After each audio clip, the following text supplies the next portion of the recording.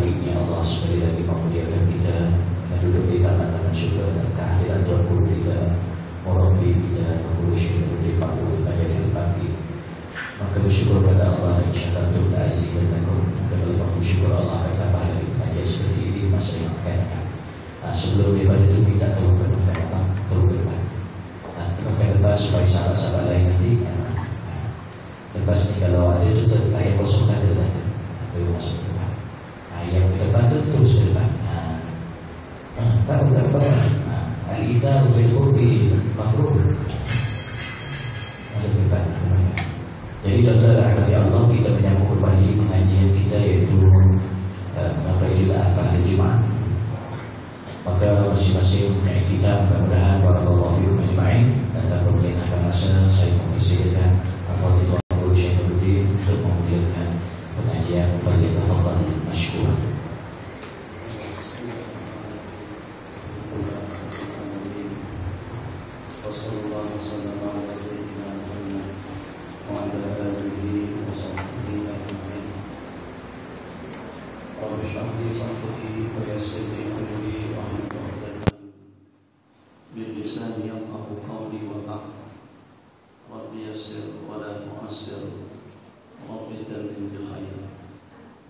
Yang walaupun peluang hidup, kesempatan dan umurnya Allah bagikan, serta terhad dan juga serta terbatas, tapi dengan kita perlu dapat mengamati kalau dengan seumpama kita dengan fisikal yang kita miliki, Allah anugerahkan umur sampai kepada 150 atau juga 200 tahun. Kita dapat menghayalkan cuma angka kita pada seketika itu. Yang pada usia 70-an pun kita sudah habis, pandangan kita sudah kabur, jalan kita maju mundur. Memang selayaknya kita menjadi penghuni kubur. Kalau disambung lagi 20 tahun, tak larat bangun, muka dah keriput, tenaga sudah habis, ternyata masih ada lagi 100 tahun di depan.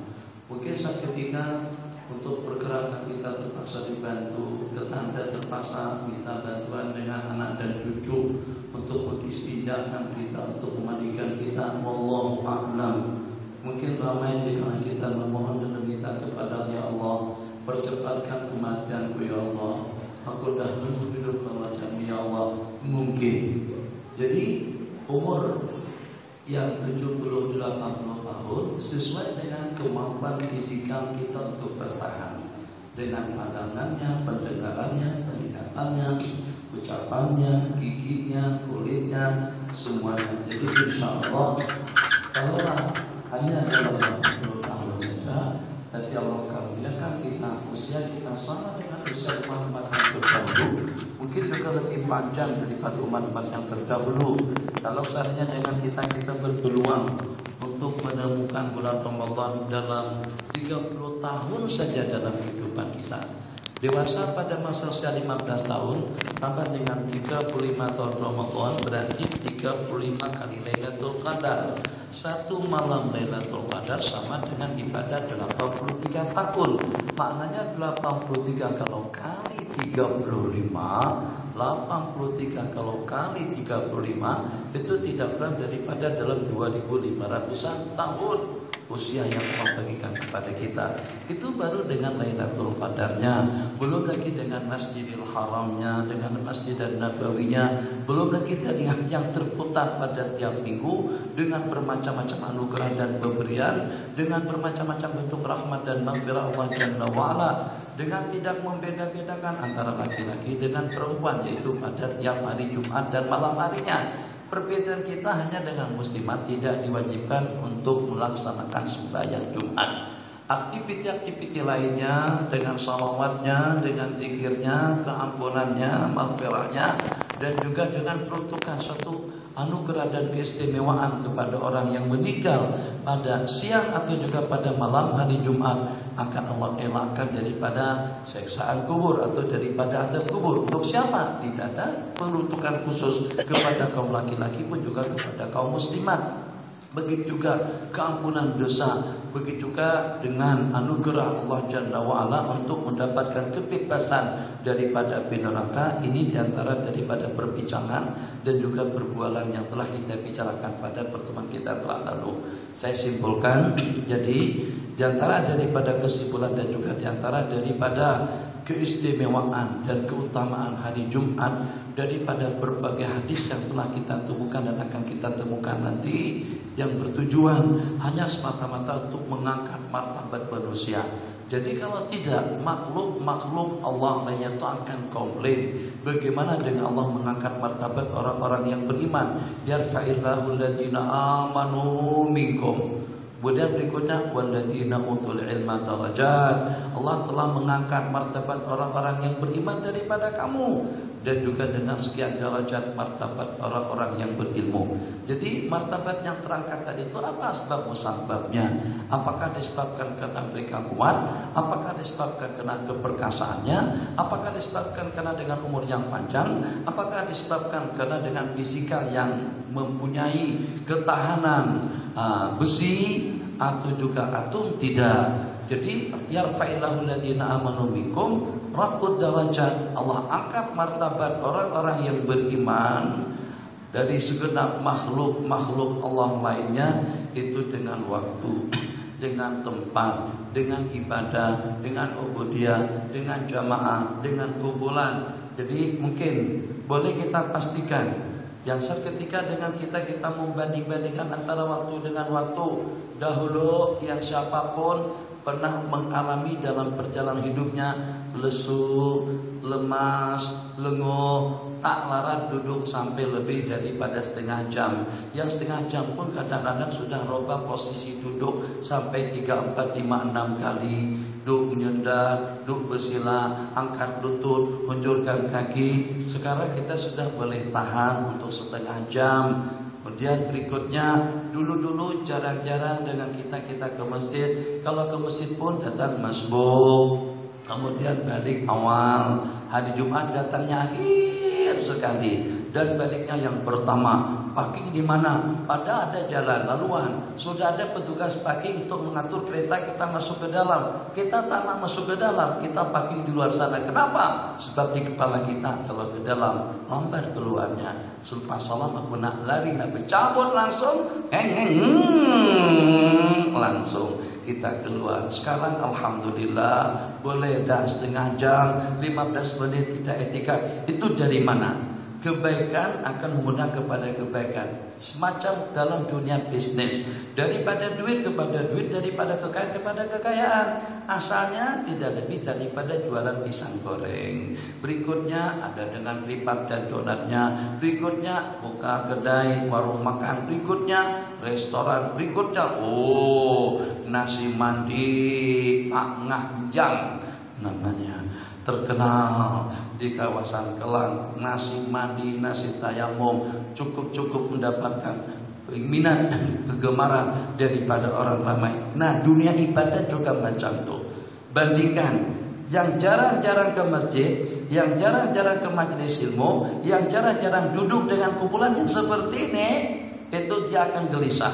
Hatinya gelisah, hatinya gundah, tak boleh bertahan lama. Tapi kita yang sudah biasa datang dari waktu ke waktu, ya yang walaupun hanya setakat dalam setengah jam saja kita etikaf di masjid, yang walaupun hanya setakat setengah jam saja dengan kita berzikir, yang walaupun hanya setakat setengah jam saja kita berada di majelis ilmu bersama kumpulan-kumpulan yang terpilih, insya Allah dari masa ke masa untuk salat duha, alhamdulillah tak terlalu masalah. Mana mudah kita laksanakan. Dan juga dengan untuk datang ke masjid, yang kadang-kadang kalau tak ada kereta pun, kalau sampai dengan motor atau dengan jalan kaki sebab jaraknya tidak terlalu jauh pun juga tidak terlalu problem dengan kita.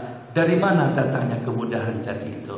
Kenapa? Sungguh berbeda sangat keadaan kita pada masa 30 tahun sebelum itu dengan usia kita atau dengan masa kita selepas 40 tahun, 30 tahun setelahnya. Dari 30 tahun ke bawah susah sekali untuk iktikaf, untuk ke masjid, untuk berzikir, untuk beribadah. Tapi selepas daripada 30 tahun ke atas, 30 32, 33, Masya Allah, tabarakallah, sedang mulai jinak kita dengan zikir, mulai jinak dengan amalan. Dan Allah berikan berbagai kemudahan kepada kita. Jawabannya, kebaikan dia akan menular, dia akan menjadi, dia akan memperangkap kebaikan-kebaikan lainnya. Jadi al-hasadatu, kebaikan yang kita laksanakan, satu adi wa tasid, akan mengambil hasanat ukhar, akan mengambil dan juga akan memperangkap atau akan menjebak kebaikan-kebaikan yang lain. Jadi dikatakan, kalau pada waktu dengan kamu terjumpa dengan orang yang baik, terjumpa dengan seseorang yang mungkin pernah melayan kita, kita tidak kenal dia, dia juga tidak kenal kita, sama-sama tidak saling kenal mengenal. Masa kita beli tiket, atau masa kita berurusan, atau pada masa dengan kita masuk pesawat, Masya Allah, tabarakallah, kita ini sudahnya orangnya kurus kecil pula, sudahnya kurus kecil rendah lagi. Jadi kita tak boleh angkat beg kita dan tidak boleh letakkan, Masya Allah, tabarakallah.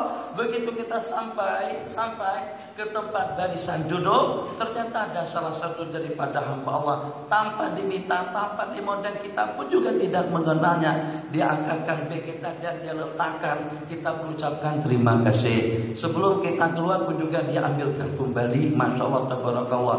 Jadi Nabi kita, atau dengan perkataan daripada salafun saleh, orang yang mempunyai sifat yang semacam itu mesti akan terdapat bermacam-macam sifat baik lainnya yang tersimpan dalam hidup orang tadi itu. Itu diantara daripada kebaikan yang terlihat.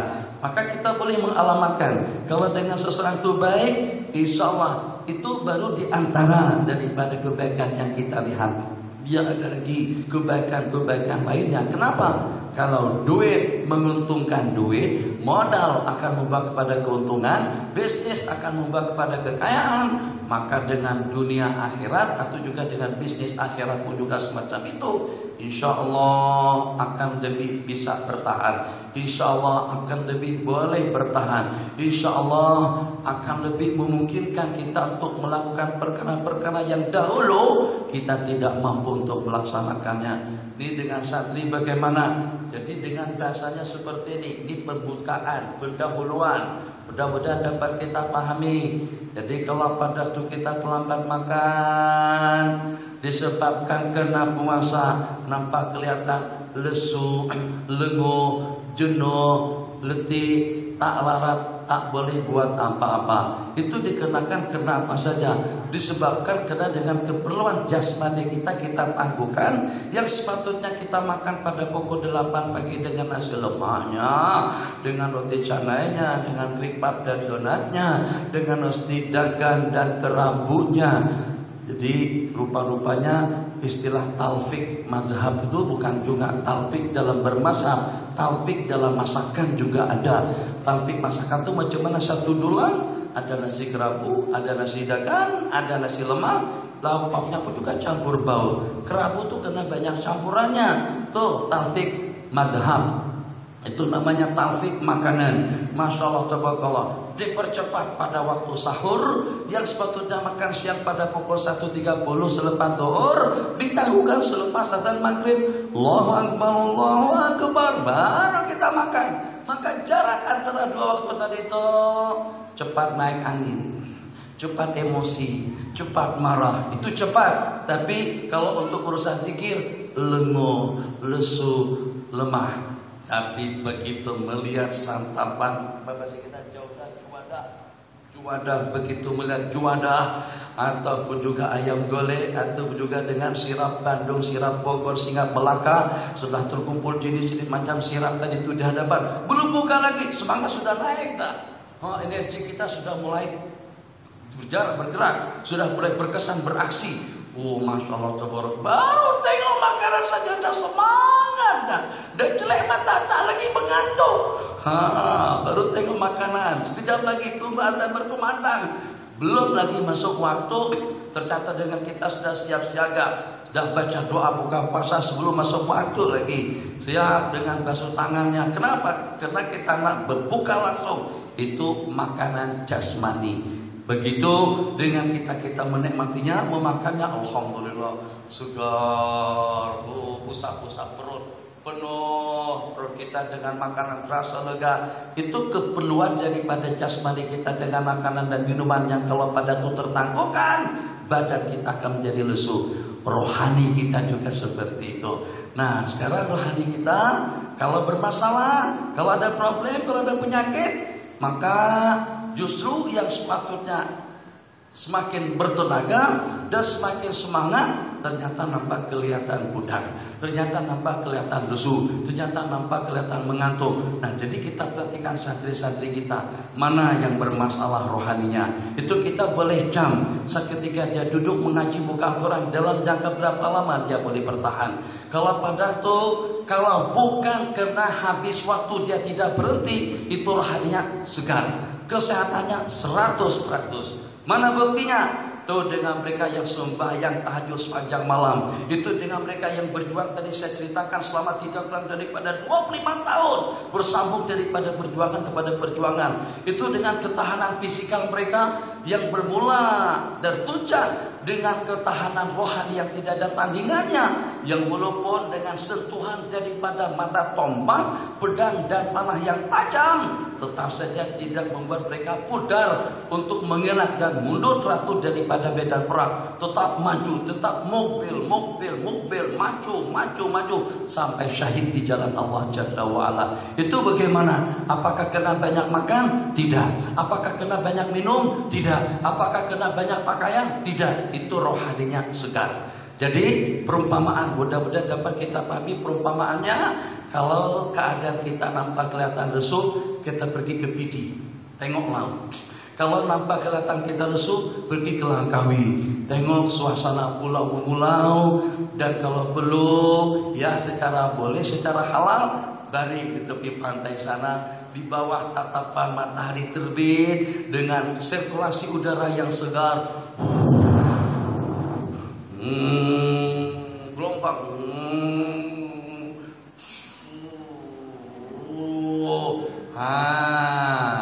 Atau pergi ke Kemiran Helan kah, ke Pulau Pangkur kah, ke Puncak kah, ke Bandung kah, cari tempat-tempat rekreasi, tempat-tempat yang menggugah hati dan mempesona perasaan untuk kita mencari ketenangan, kebeningan dan kecergasan. Oh, memang terbukti semangat kita di sana.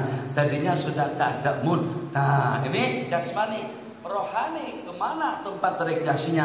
Ke rumah Allah dengan zikir, dengan tasbih. Jadi kalau tidak termotivasi semangatnya saat ketika dia berzikir subuh, berarti rohani ada masalah. Itu karena dibawa ke bengkel rohani, namanya bengkel suluk, namanya mujalasah, bengkel mujalasah ma'allah wa ma'a ahlillah. Jadi cergaskan rohani kita, sehingga seketika kalau telah keperluan jasmani itu sudah terpenuhi, terus dengan kita mulai membaca Al-Quran, atau dengan berzikir, atau dengan bertasbih. Jadi sebagaimana tadi waktu kita makan dan minum, tenaga kita semakin bertambah, semakin semangat. Rohani juga seketika tiba ke tempat rekreasinya. Di mana rekreasinya rohani? Ke Madinah, ke masjid, ke surau, majlis ilmu, majlis zikir, sehingga kita boleh subati dalam suasana dan keadaan. Jadi dengan kelebihan-kelebihan yang ada tuh, dengan ma'lan, mati, ma'ta, ma'ru, ma'jau, ma'ning, kuning tuh, sebetulnya kuning. Begitu juga dengan pa'ti, pa'tam, pa'anjau, pa'ru, pa'tih, dan juga dengan pa'anjang, sudah dengan siapa-siapa sajalah.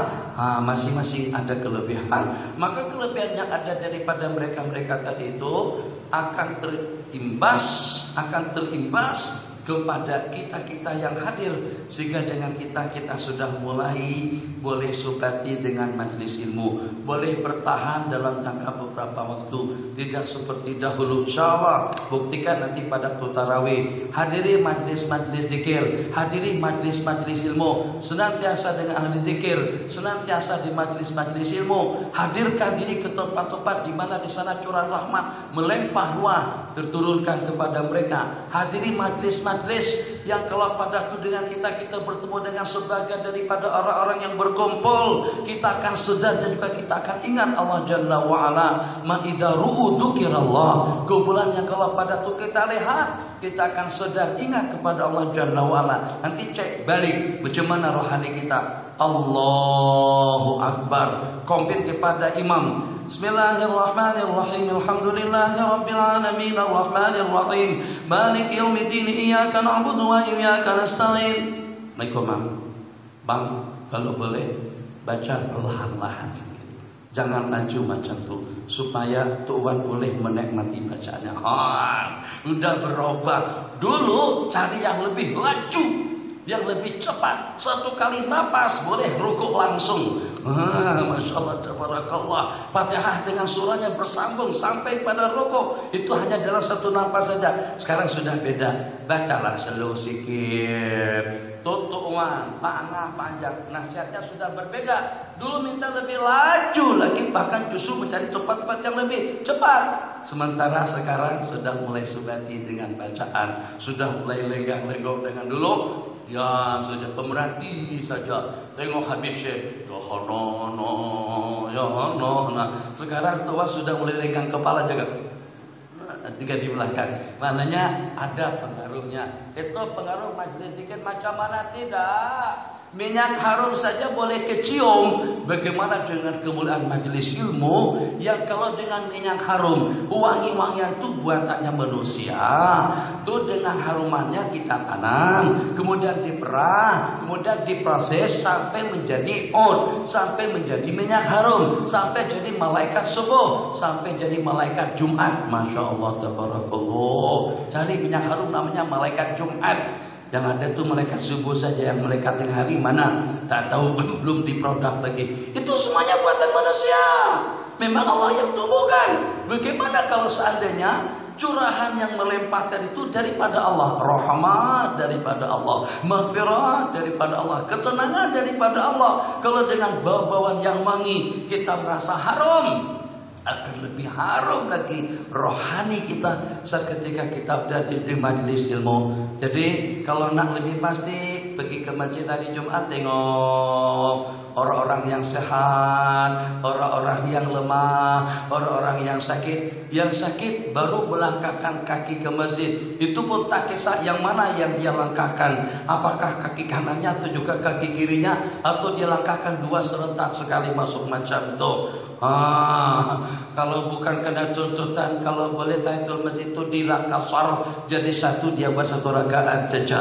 Dia cari mana kipas, mana ikon, mana tempat selesa, mana tembok yang kira-kira orang tak boleh cam, dia duduk di situ nyendar bismikallahumma ahya wa amut, duduk saja lagi di belakang. Itu rohaninya pudar betul. Itu kena dicas dulu. Kita cas macam mana? Hadir ke majlis ilmu, hadir ke majlis zikir, hadir ke majlis salawat, hadir bersama orang-orang yang dipilih. Ini orang-orang pilihan semuanya. Kalau Allah tak pilih, kita mungkin ada di Padang, mungkin ada di dusun, mungkin ada di kebun, mungkin ada di kedai kopi.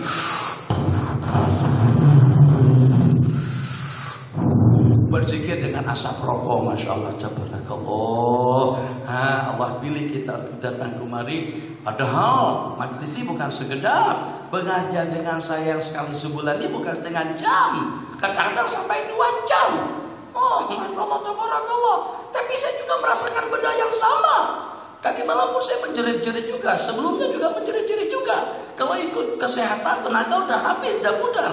Nih nyaring lagi, nih laju lagi, keras lagi, semangat lagi. Dari mana kekuatan tadi itu?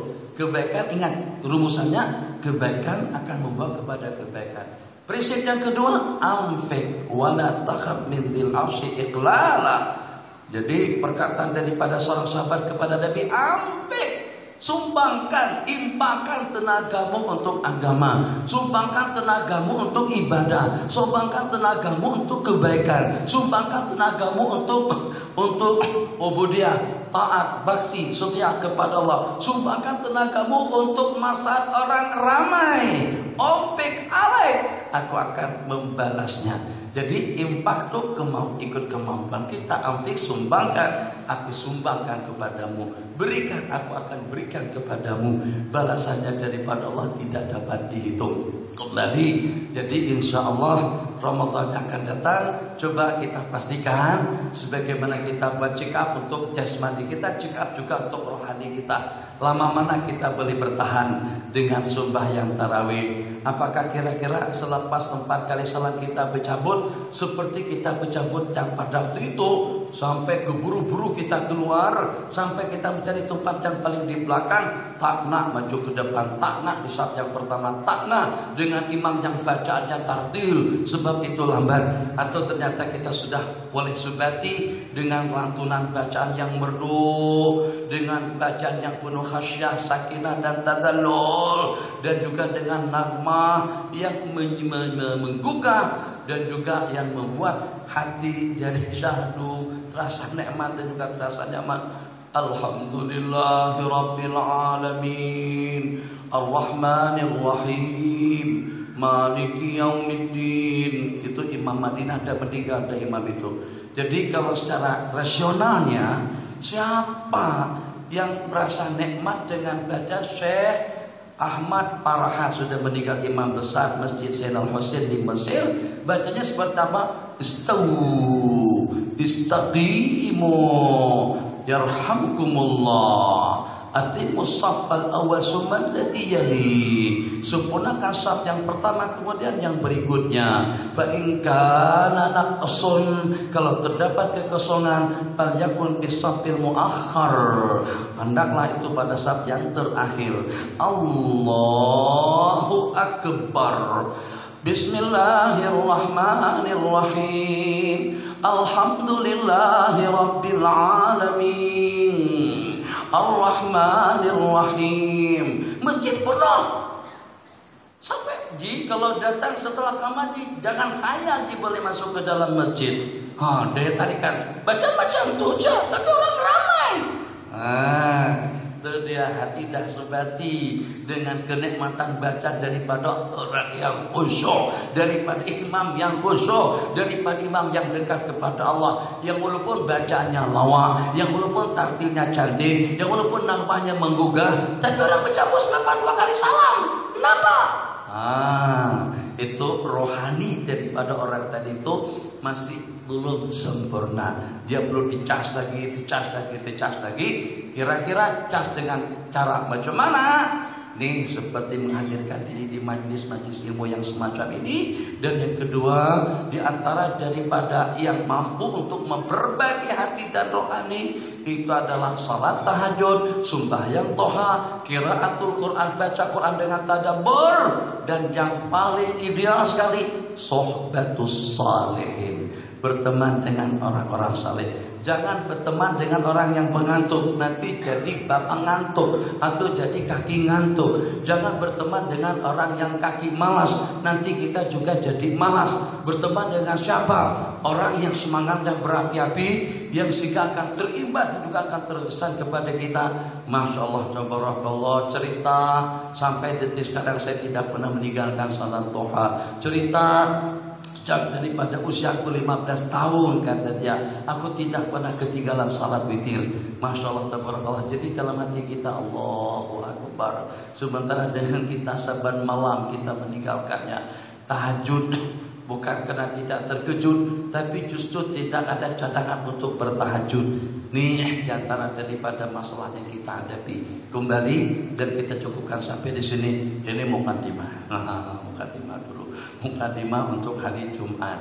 Jadi mudah-mudahan untuk kita mengobati rohani kita yang pudar, yang lesu, yang lemah, yang sakitan, yang penyakitan, kita terapi. Macam mana kita menterapinya? Besok Senin, hari Jumatnya akan datang.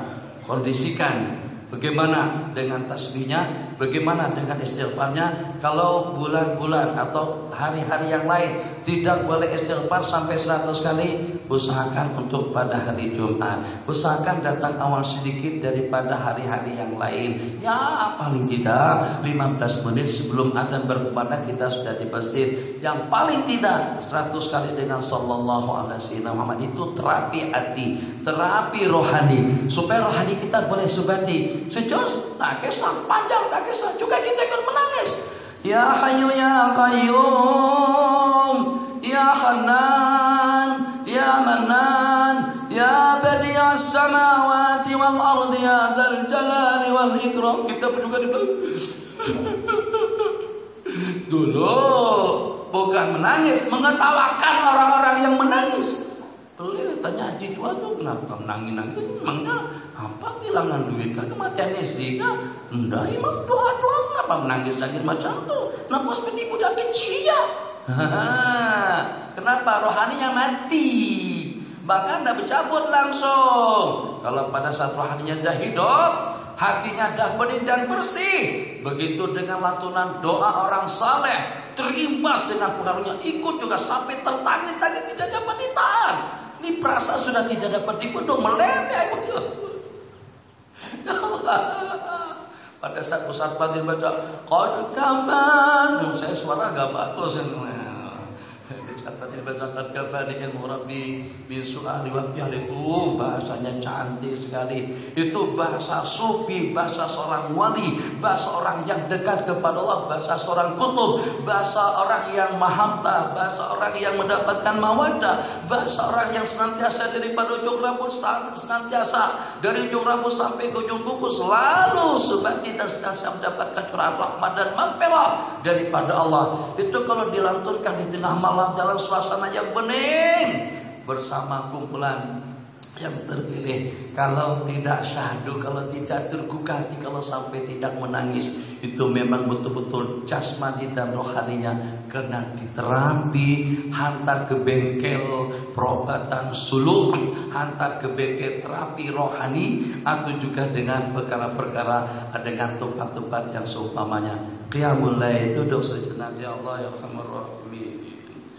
Sudah seusia kita, sudah seusiaku, tua-tua begini, ternyata masih belum tahu lagi amalan sunnah sebelum tidur. Seusia kita ternyata masih belum tahu lagi berpakaian secara sunnah. Seusia kita ternyata masih belum tahu lagi tentang kemuliaan masjid. Kanan kiri tidak ada bedanya. Seusia kita ternyata kita masih belum mengerti tentang teknologi akhirat. Bagaimana sepatutnya dengan kita bersama para malaikat Allah di rumah Allah di tempat yang mulia.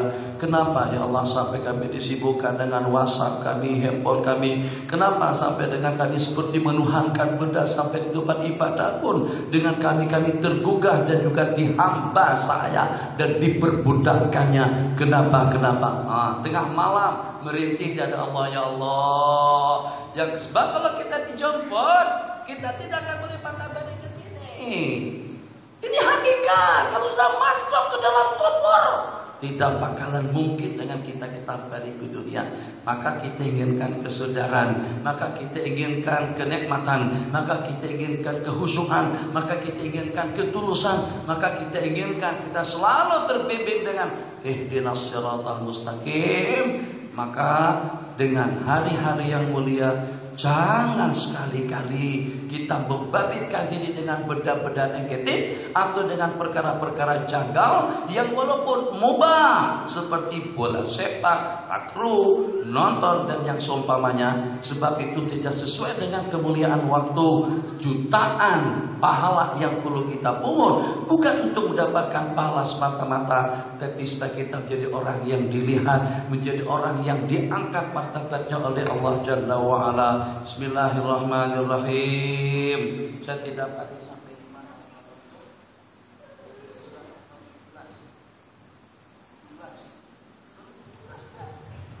Jam-jam subhanallah 17 dah. Allahu Akbar. Para bagilah laju sedikit. Jadi yang ke-17 hari terbaik, dan dia adalah merupakan penghulu kepada semua hari. Situ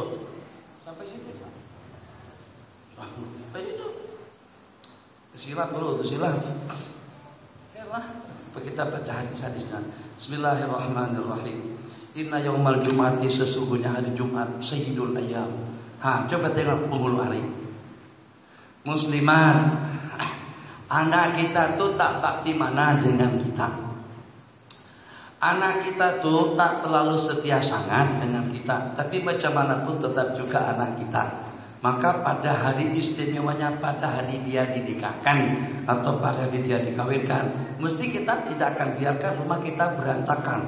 Oh, semuanya kemas, rapi, cantik, itu dengan pelamennya. Ya, kita tidak bercerita tentang hukum, baju yang mana, nanti keris yang mana, nanti baju tradisional yang mana yang akan dipakai nanti. Semuanya yang terpilih. Masya Allah, tabarakallah. Ada bahasa betimong, tak tahu siapa sebut bahasa, sebut apa betimong. Betimong tuh masuk ke dalam masuk ke dalam selimut, dalam kain tadi itu, masuk ke dalam itu kita bersimut, di dalam masukkan air yang mendidih panas untuk mengeluarkan peluh kita, supaya pada masa bersanding nanti peluh keringat tidak keluar. Itu kata orang Kalimantan betimung. Nah, kemudian tambah dengan daun apa tuh, daun yang harum toh, dengan daun pandan. Masya Allah, tabarakallah. Persiapan gimana kira-kira dengan penghulu hari? Takkan kita tidak buat persiapan yang sepatutnya untuk hari Jumat. Kedudukannya sama dengan hari lebaran haji dan juga sama dengan hari lebaran puasa. Bismillahirrahmanirrahim. Halaman yang berikutnya, muka surat berikutnya. Khairu yaumin, semulia-mulia hari terbit matahari itu adalah hari Jumat.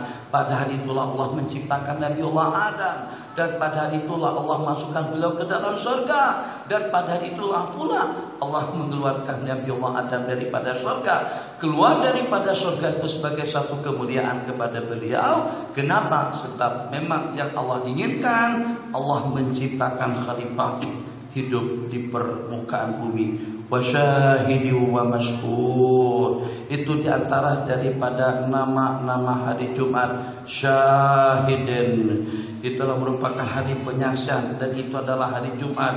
Wa masyhur, dan itu adalah hari Arafah. Fihi khuliqa Adam wa fihi uhbita wa fihi tiba alaihi wa fihi mata. Tambahan yang keempat, pada hari itu beliau mendapat keampunan dosa, taubat daripada Allah Subhanahu wa taala, dan juga pada hari itu Nabiullah Adam alaihissalam meninggal dunia.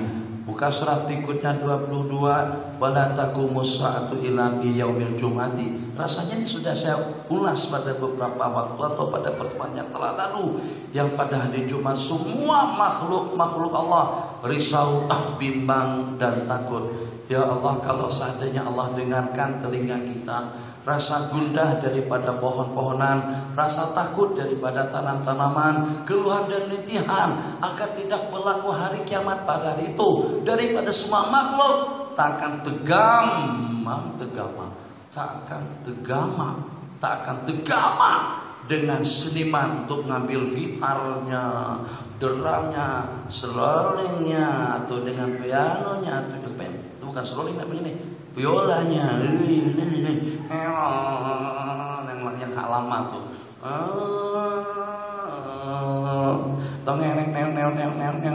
takkan mungkin. Siti, assalamualaikum. Semua pada ketakutan akan berlakunya hari kiamat. Takkan ada mawi arza siapa isurah naik basurah, tidak akan mungkin naik atas pentas untuk menyanyi.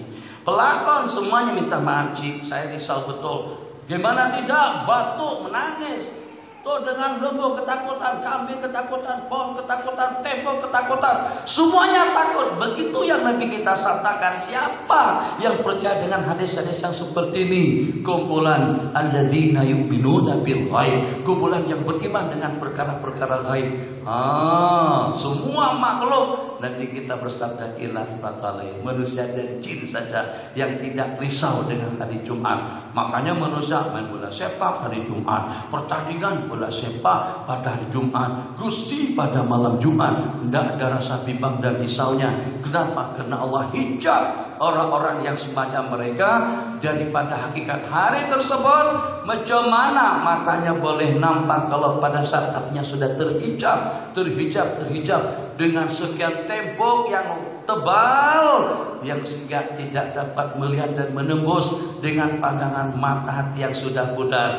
Tapi kalau rohaninya segar, tatapan pandangan mata rohaninya pun juga akan menjadi tajam. Ngapain tuh di situ toh? Apa? Itu perajat. Pada kiai ada di Madinah, tuan gurunya ada di tempat jauh, tapi kiai suara kedengaran daripada tuan guru menunggu santri yang sedang beronani di dalam bilik tidurnya. Untuk perajat santri tadi itu pelan.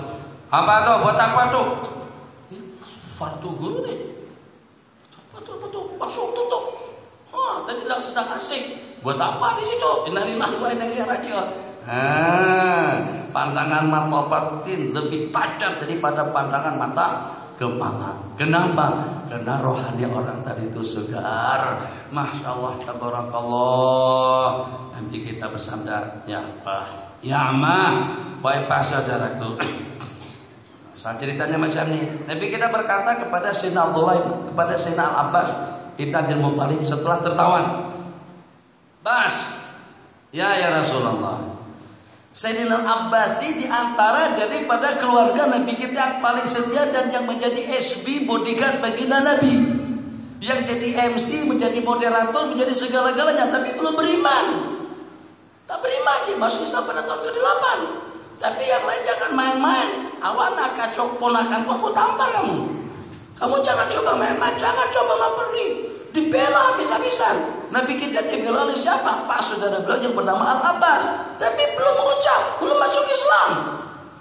Pertemuan Aqabah pertama dengan Aqabah kedua. Al-Aqabatul Ula artinya pertemuan dengan delegasi Madinah, calon kaum Ansar di Mina.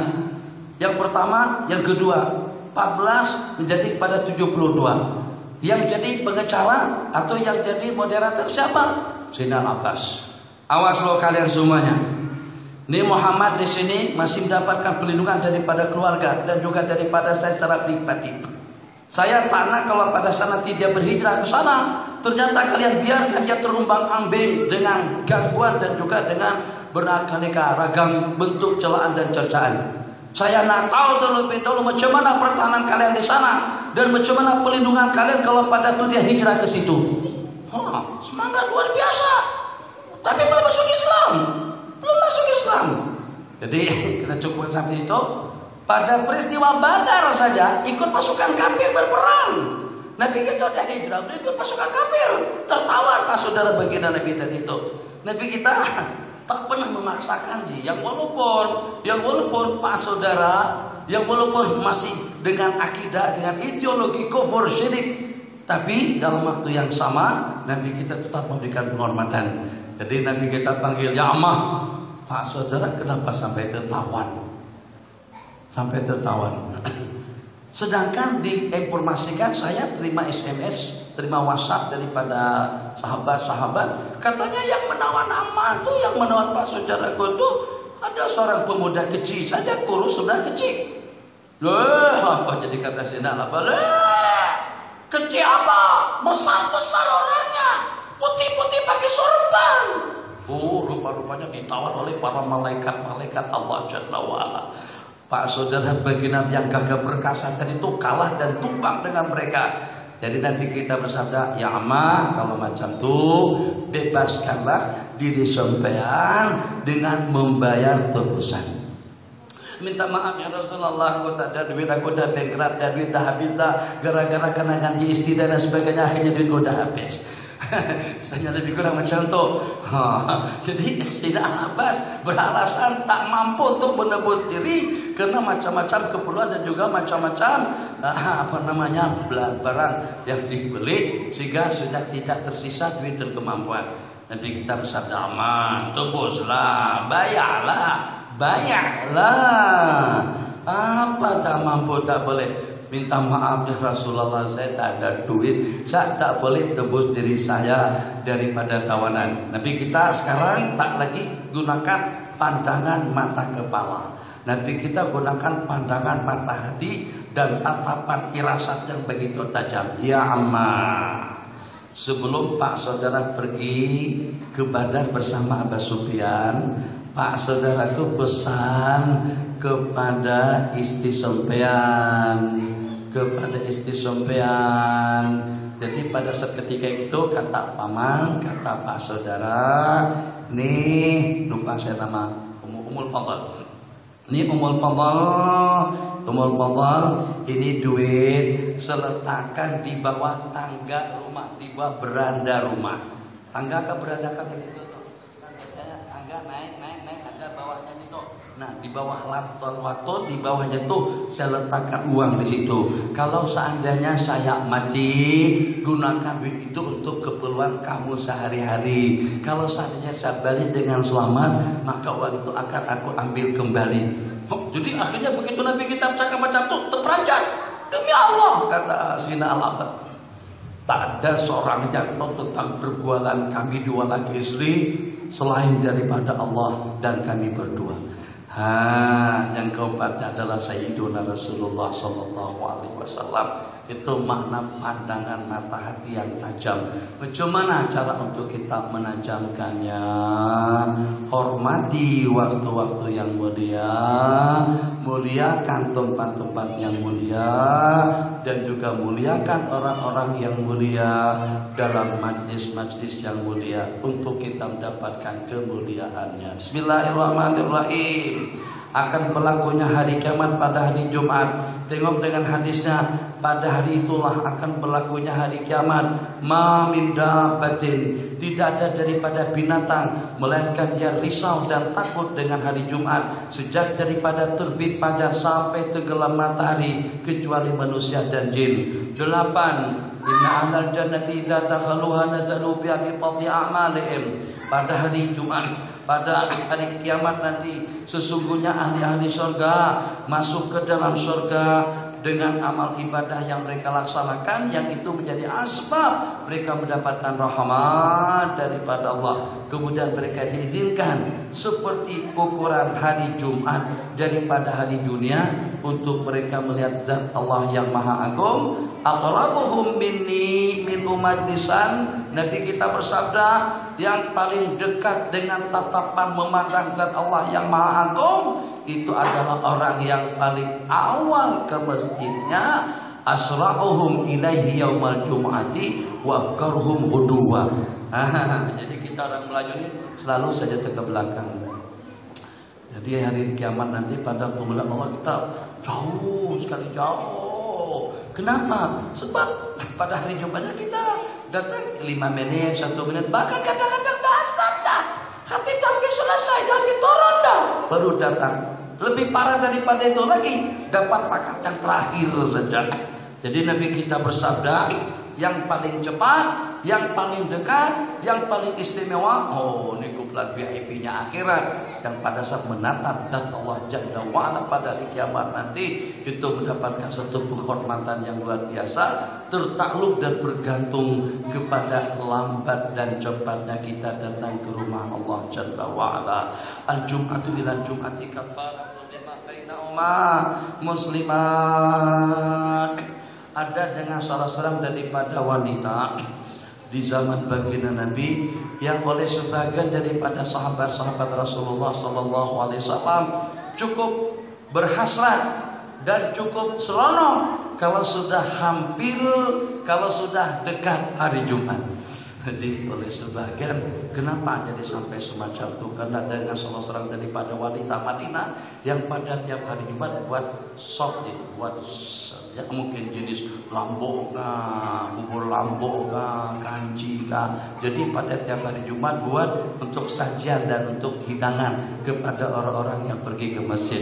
Yang maklumlah pada waktu itu kan jumlahnya pun kira-kira masih dalam puluhan saja, 60, 70, 100, 200. Kalau zaman kita sekarang satu kawah besar pun juga belum cukup. Hari ini ada makanan, tak ada makanan? Ada, alhamdulillah. Oh, belum habis ngajar sudah cerita makan. Memang kaki makan sungguh kita ini, Allahu Akbar. Di mana-mana makan. Alhamdulillah lah. Dan para sahabatnya makan, mati bukan, makan, sakit, tak makan pun sakit juga. Daripada tidak makan dan sakit juga, tersiksa 2 kali. Sudahnya tidak makan, sakit pula. Lebih elok makan, ya walaupun sakit, paling tidak nikmat waktu makan dan menderita waktu sakit. Nah, itu falsafahnya. Jadi jangan pikir, jangan pantang. Insyaallah. Kalau seandainya memang terlarang cuma, ya pikir sendirilah. Sayang, nikmat kalau tadi makan sayang. Ambil makan, telur makan, apalagi hidup makan, saleh makan, mandi makan. Tapi itu lemak, itu kolesterol. Jangan terlalu berpikiran ke situ. Lama mana hidupnya?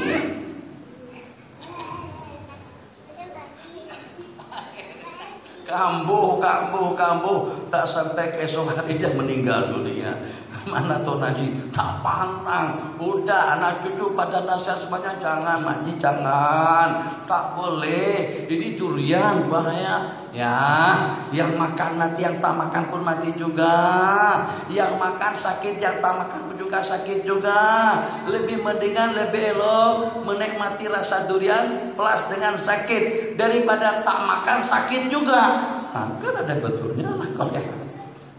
Adakah jaminan kalau kita tidak makan berarti usia kita lebih panjang? Tak ada jaminannya. Kalau seandainya mati pun itu bukan itu sebab-sebabnya, dan belum tentu asbab-sebabnya karena itu. Secara pasti hari Jumat adalah merupakan hari keampunan. Nah, jadi ada dengan sebagian anak-anak remaja tadi itu menceritakan, kami seronok kalau sudah dekat hari Jumat. Kenapa? Karena kami merasa nikmat dengan hidangan makanan yang disajikan oleh makcik tadi itu, yang pada hari Jumat kami singgah di rumahnya, dapat satu mangkok atau satu pinggan atau satu piring kecil sajian daripada ibu tadi itu. Mungkin bagus juga, bagilah yang agak istimewa sedikit untuk Tuan Haji pada hari Jumat, supaya Tuan Haji itu senantiasa merindukan hari Jumat. Mungkin takut dengan kanjinya kok. Jadi tanya dulu, perhatikan. Cuma laki-laki itu egonya tinggi kadang-kadang. Makan lalu banyak sampai 3-4 pinggan habis. Sedap ya bang? Enggak, abang karena lagi lapar saja. Ngakulah. Sedap, katakan sedap. Istiqomah dapat pahala lagi. Daripada terbawa-bawa keegoisannya, bahasa egois, terbawa keegoisannya, sehingga yang jelas-jelas sedap. Bismillah. Guk habis. Sekali lagi. Penuh karena minum lagi. Guk habis. Sedap ya bang. Abang lagi haus dia sebenarnya. Sudah. Apa tak mau ngaku? Jadi pastikan dulu. Bagi Milo paling banyak 1 gelas. Bagi jus mengkudu tak lalu langsung. Bagi melon tempikai susu, hamdan nampak kelihatan 1,5. Bagi sirap Jogja, bukan sirap Bandung. Bagi sirap Melaka, habis 3 botol, 3 gelas. Sampai kita yang saji yang buat itu kebagian. Berarti abang ini sebenarnya sirap Melaka. Sirap Melaka ada cabainya sedikit, saya pun tidak tahu. Reka-reka saja. Bagi cabai manis tadi pedas. Masya Allah, tabarakallah. Kan ada masakan 3 rasa. Ini ada minuman 3 rasa. Pedasnya ada, panasnya ada, manisnya ada. Manis, panas, pedas, sedikit pahit. Masya Allah, tabarakallah. Lalu sungguh, buatkan itu pada hari Jumat, supaya suami kita tuh senantiasa selalu merindukan Jumat. Kenapa? Sebab ada masakan spesial daripada kita, berupa mihon kah, bihon kah, atau mie rebus kah, mie goreng kah, mie masak, mie apa saja lah namanya. Yang penting coba pastikan kesukaan suami itu dengan makanan, dengan minuman yang seperti apa. Nah, supaya suami kita subati dengan ibadah, rindu dengan hari Jumat. Ya, yang paling tidak dengan kita kita dapat menghidupkan kembali suasana Jumati, suasana hari Jumat sebagaimana di zaman Rasulullah Sallallahu Alaihi Wasallam. Yang pada hari Jumat Nabi kita bersabda, al-Jum'atu ilal Jum'ati wa Ramadhanu ila Ramadhan. Daripada sembahyang kepada sembahyang, daripada Ramadhan kepada Ramadhan, daripada Jumat kepada Jumat, kafaratul lima bainahunna, akan menjadi penghapus kepada dosa-dosa kesalahan yang berlaku antara keduanya, tapi dengan syarat majtunibatil kabair. Insyaallah ya. Itulah ini cerita lagi. Kan kita kadang-kadang naik pesawat, laki-laki lah. Saya tidak tahu perempuan, kalau perempuan tengok perempuan tuh kira-kira ada pengaruhnya kah? Atau yang ada terpengaruh itu laki-laki saja kalau pada tuh tengok perempuan.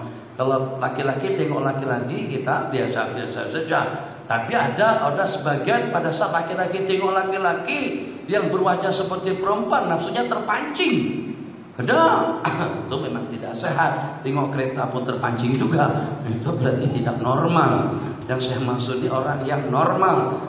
Yang macam tuh TV, mana ada reporter yang baca kabar yang pakai tudung rapi kemas, berarti bajunya seksi. Kalau seandainya boleh untuk menonjolkan dan memperlihatkan yang lebih mempesona, akan ditunjukkan sama dia. Mana dengan pramugari yang pakai baju lebar kayaknya tebal, kira-kira seperti apa? Kemudian pakai jilbab lagi, pakai niqab lagi. Pramugari pakai niqab saya belum pernah tengok. Kalau ada pun pesawat tidak akan ada orang yang berkenan untuk menaikinya. Orang cancel balik, boleh tukar pesawat. Kenapa? Memangnya kenapa pesawat kami? Sebab saya nampak ninja-ninja yang melambaikan layanan. Kan seperti itu kan? Tertatap, kadang-kadang terlihat berita. Akhbar pun macam itu juga. Apalagi kalau akhbar sukan. Akhbar sukan yang kaki naik ke atas itu. Diangkat kaki, ada yang tuh dengan pita dipusing-pusing, diputar-putar, atau juga yang berenang, atau juga yang lari maraton atau apalah namanya. Itu kan terlihat tuh. Kadang-kadang terlihat lebih banyak melihat daripada membaca. Dibaca sini baca tapi mata ke sini. Kenapa? Itu terhapus dengan hari Jumat. Dari Jumat ke Jumat, tapi dengan syarat jangan terbabit melakukan perkara-perkara besar. Kalau kita boleh yang semacam itu juga kita elakkan supaya tajamah mata, tatapan pandangan mata kita akan menjadi tajam. Qala bismillahirrahmanirrahim, menjadikah ampunan kepada dosa-dosa kesalahan. Qala bismillahirrahmanirrahim yang ke-8. Buka surat 26 Al-Jum'atu hajjul masakin. Nabi kita bersabda, hari Jumat itu adalah merupakan hajinya orang miskin. Haji dapat kita laksanakan sekali dalam seumur hidup. Dan itu merupakan kewajiban yang diwajibkan kepada kita semuanya bagi orang yang berkemampuan. Tapi justru yang walaupun sekali dalam seumur hidup, ada yang melaksanakan haji tiap tahun. Ada yang lebih hebat lagi, mampu untuk melaksanakan haji dalam 30 kali dalam setahun. Siapakah gerangan orang-orang yang semacam itu? Dah tiba waktunya Rajab, Sya'ban, Ramadan. Kumpul duit dari sekarang. Ada tabungan tak? Buat tabungan, yang walaupun manual. Ya terserah buat daripada apa saja. Tapi yang kira-kira kita tak boleh buka. Buat tabungan, kuncinya buang. Kalau tidak nanti sekejap buka. Tak akan terkumpul duit di situ. Jadi tabungan yang kuat. Jadi cari kunci yang besar tuh. Yang kira-kira dengan tukur, dengan palu, dengan kapak pun tidak akan hancur. Kapaknya yang kalah. Jadi cari yang apa namanya? Kaki ayam apa? Gambuk yang besar begini. Kalau yang kunci yang kecil itu, yang kuning yang kecil itu dengan sikut klik itu sudah terbuka dah terbuka. Apalagi yang tabungannya yang dibuat daripada tanah liat itu yang para tatapan terbuka semuanya. Buat daripada besi yang kuat yang kira-kira kita tidak boleh buka. Tak boleh buka. Setelah penuh tak boleh buka juga macam mana? Jadi masalah lagi. Allahu Akbar. Bukan itu tujuannya yang saya maksud. Kumpulkan duit supaya kita dapat mengambil peluang waktu muslimat, muslimin, tuan-tuan, bapak semuanya, jangan tidak pernah umrah di bulan Ramadan. Umrah di bulan Ramadan, Nabi kita bersabda, dan itu sebagai satu abuan kepada orang-orang yang tidak berkesempatan untuk umrah dengan baginda Nabi. Umratun fi Ramadan ta'dilu hajjatan ma'i. Berumrah di bulan Ramadan sama dengan orang yang melaksanakan ibadah haji bersamaku, sabda Nabi. Ummu Haram atau Ummu Kaif, Bu, Makcik, kenapa Makcik tak jadi berangkat? Minta maaf ya Rasulullah, kami cuma punya satu kerjaan saja, satu tunggangan saja, yang dengan tunggangan itu ternyata dibawa sama Tuan Haji untuk berperang di jalan Allah. Jadi saya nak pergi ke Mekah ikut Rasul melaksanakan haji, saya tidak punya tunggangan, karena itulah saya tidak boleh ikut. Nabi kita bersabda kepada perempuan tadi itu, sesungguhnya umrah di bulan Ramadan sama dengan pelaksanaan ibadah haji bersama aku. Tak lama mana, tak banyak mana, jangan tunggu haji. Kalau kita tunggu haji, daftar tahun ini 2015, kata tabung haji insya Allah ini yang tercepat ini berangkatnya pada tahun 2035. Cik minta maaf, Cik tengok aku dah, tidak putih dah. Agak-agak Cik, aku ni masih boleh bertahan di dalam berapa lama? Ya kalau ikut kebiasaan Tuhan mungkin dalam 3-4 tahun kata awak. Kamu saja 3-4 tahun, kamu bagi aku haji pada tahun 2035. Sedangkan kamu saja mengagak-agakkan aku akan meninggal selepas 5 tahun yang akan datang. Bijaksana tak kamu? Dah. Kamu tak beda dengan Datuk Hamid Usman dahulu. Mana Datuk Hamid Usman sudah meninggal dah. Orang-orang yang belum daftarkan pada zaman beliau masih ramai lagi yang belum berangkat. Dengan beliau sendiri pun ternyata tidak boleh bertahan. Tahu? Ya Allah.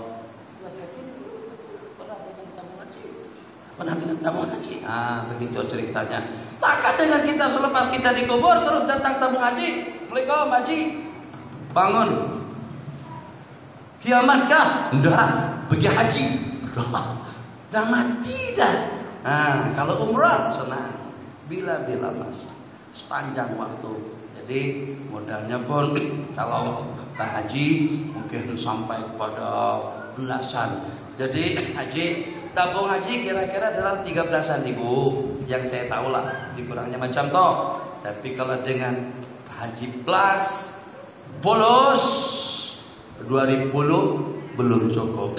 Sekarang ada lagi Allahumma shalli ala sayyidina Muhammad. Jadi bisa haji, bukan haji, bisa tutup bisnis dan boleh dipakai dalam jangka 1 tahun.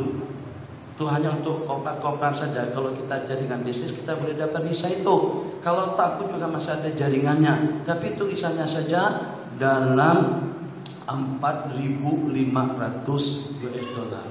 Jadi kira-kira untuk isanya saja dalam 15.000 RM. Jadi ada yang 60, 30 itu biasa dengan tabung haji. 40, ada yang sampai terakhir tahun lepas 140.000 bahkan 170.000 RM untuk satu orang. Itu haji cukup untuk kita beli Asia 6 unit. Masya Allah tabarakallah. Kata setan tak payah tak tuana tak payah nak. 170 itu banyak. Mendingan belikan satu kereta bagus saja. Beli Camry atau juga beli Honda. Masya Allah tabarakallah lumayan. Dan juga boleh kawinkan anak, boleh berikan perabot ganti perabot. Kalau iman kita tidak kuat, kita tidak boleh membelanjakan uang yang 170. Tapi 7.000 RM banyak mana? Sekali berbelanja ke Zayan pun habis 1.000. Habis 1.000 sih. Kalau istri serba ambil, kita kan tengok aja. Bilang terserah bawa di situ. Bawa troli, bawa peralatan kosmetik saja, peralatan usaha make up tuh kalau dia ambil ke situ, sehingga di kawasan apron apa segala macam. La ilaha illallah. Untuk pencerah kulit, untuk bau-bauan, wangi-wangian, hijau, lipstick dan lain sebagainya. Ambil.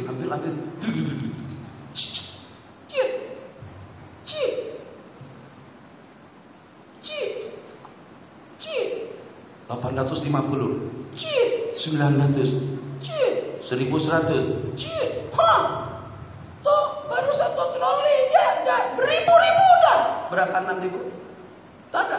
7 kali kita balik ke Zayan, ke Testo belajar untuk kepulauan 1 minggu. Saya belajar sekali seminggu untuk kepulauan 1 minggu. Ternyata dah habis dah 1.000. Itu baru dalam 5-6 kali saja. Pergi ke sana, Allah, ya Allah, nilai ya Allah di Mekah itu lebih berarti daripada dunia dengan segala kemewahannya. Akan kita pandang rendah dunia dengan segala kemewahannya, dengan setetes air mata kita yang meleleh seketika dengan kita sedang berada di depan Ka'bah. Ya Allah, ya Rahman Rahimin. Hanya dengan cabaran panas saja ternyata jasadku sudah tidak kuat. Hanya dengan gangguan penyakit saja diriku sudah jadi pudar. Hanya dengan menahan makan dalam beberapa waktu saja saya sudah lapar. Bagaimana kira-kira dengan huru hara di kamar? Nangis kita pada saat itu. Tak ada nilainya yang 6.000 tadi itu. Lenyap seperti 1 ringgit saja. Bahkan kita merasa seronok, merasa bersyukur betul. Ingat, jangan tidak pernah pergi ke Mekah untuk menjadi tetamu Sayyiduna Rasulullah sallallahu alaihi wasallam. Insanya kita berkumpul cinta Rasul, mahabbah Rasul, ahbabul Mustafa, ahbab Rasulillah, daduk daduk daduk daduk, ya hanana, ya hanana, ya hanana, ya hanana, zaharadidul mu'ayya bituhadin Nabi Ahmad. Mana Nabi Ahmadnya? Ke Jepun sudah, China sudah, ke Spanyol sudah, Amerika sudah, tempat-tempat yang jauh, kutub utara, kutub selatan pun juga sudah. Mana yang Zahraddinul Muhammad itu pernah kita kunjungi tak? Sudah pernah dengan kita ucapkan Assalamualaikum ya Rasulullah, Assalamualaikum ya Habiballah, Assalamualaikum ya khairah khalqillah, Assalamualaikum ya afdal Rasulillah, ushiduka annaka qad ballagtal amanah wa nasahtal ummah wa jahadta billahi haqqa jihadi, Allahumma syafi'hu. Mana kita dengan titian muwajah yang semacam itu di hadapan insan yang akan memberikan syafaat, yang dengan kita tidak dikatakan beriman dan tidak akan dianggap sebagai seorang muslim kalau kita tidak membuat pengakuan dengan kerasulan dan dengan kenabian Nabi Muhammad. Kita belum pernah sampai ke situ. Kalau untuk urusan Jepun saban tahun, kalau untuk dengan urusan Korea hampir saban minggu, kalau urusan meeting di Spanyol, di Amerika, di Prancis dan lain sebagainya, hampir tidak pernah. Tiap 2 bulan mesti sampai ke sana. Allahu Akbar. Padang-padang golf sudah kita datangin semuanya. Pusat-pusat hiburan sudah kita lewati. Lewat saja jangan masuk. Begitu. Lewat saja sudah kita lewati semuanya. Tapi Madinah Rasul ternyata ya Thaibah, nyanyiannya saja dah merasa seru dengan nyanyiannya. Ya Thaibah, ya Thaibah, ya dawal ayana ashtaqna lik wal hawana dana wal hawana dana. Belum cukup ya Thaibah, ya Thaibah. Wahai Thaibah, artinya Thaibah itu bukan nama orang. Itu kekasihnya siapa sih Thaibah itu? Nah, itu bukan anak maklah. Memang anak maksud namanya Thaibah. Thaibah yang dimaksud dalam nyanyian tuh itu adalah kotanya baginda Nabi. Thaibah itu yang pertama Madinatul Munawwarah, yang kedua Yathrib. Madinah tuh mempunyai beberapa nama, yang diantaranya Thaibah. Jadi kita nak ingin macam ni ceritanya. Kan tadi kita nak segarkan rohani dah. Nak kuat seperti orang-orang dahulu. Kalau tak pun 10%-nya lah. Boleh tarawih sampai 23 rakaat. Kalau tak pun kita sambung di rumah. Ninda balik rumah setelah bercabut daripada 4 kali salam, cabut balik rumah nonton. Press lagi. Go. Ikut juga menampar apa yang ditampar. Gusti.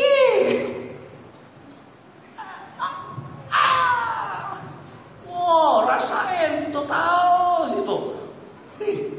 Mereka saja di gelanggang situ tidak cakap macam tuh. Kita yang nonton di rumah tadi itu lebih parah lagi daripada yang di stadion yang sudah menonton.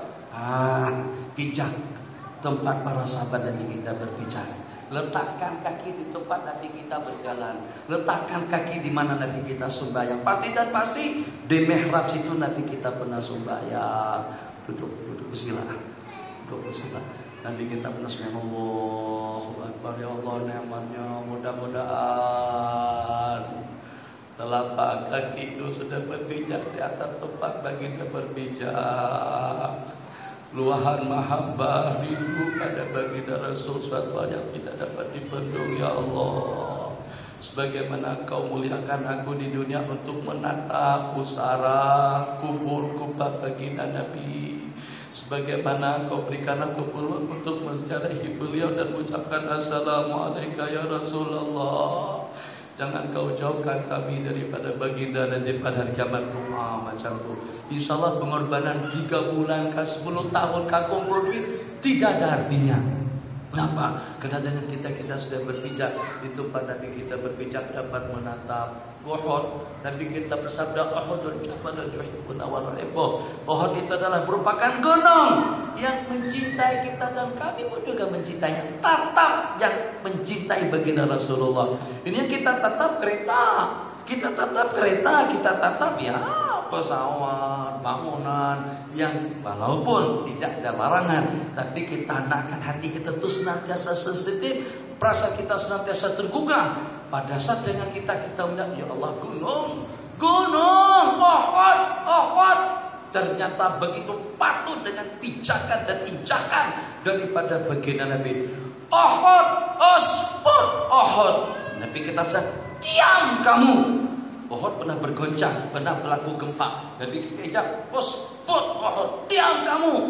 Kamu sedang dikunjungi oleh Nabi syahid atau Nabi siddiq wa syahidan. Dan dengan 2 orang syahid, Uhud, fa inna ma'alaika yang sedang berada di puncakmu sekarang ini Nabi Abu Bakar Siddiq dengan 2 orang syahid, Sayyidina Umar dengan Sayyidina Utsman. Oh tadi itu senyap dan diam, tak jadi gempa.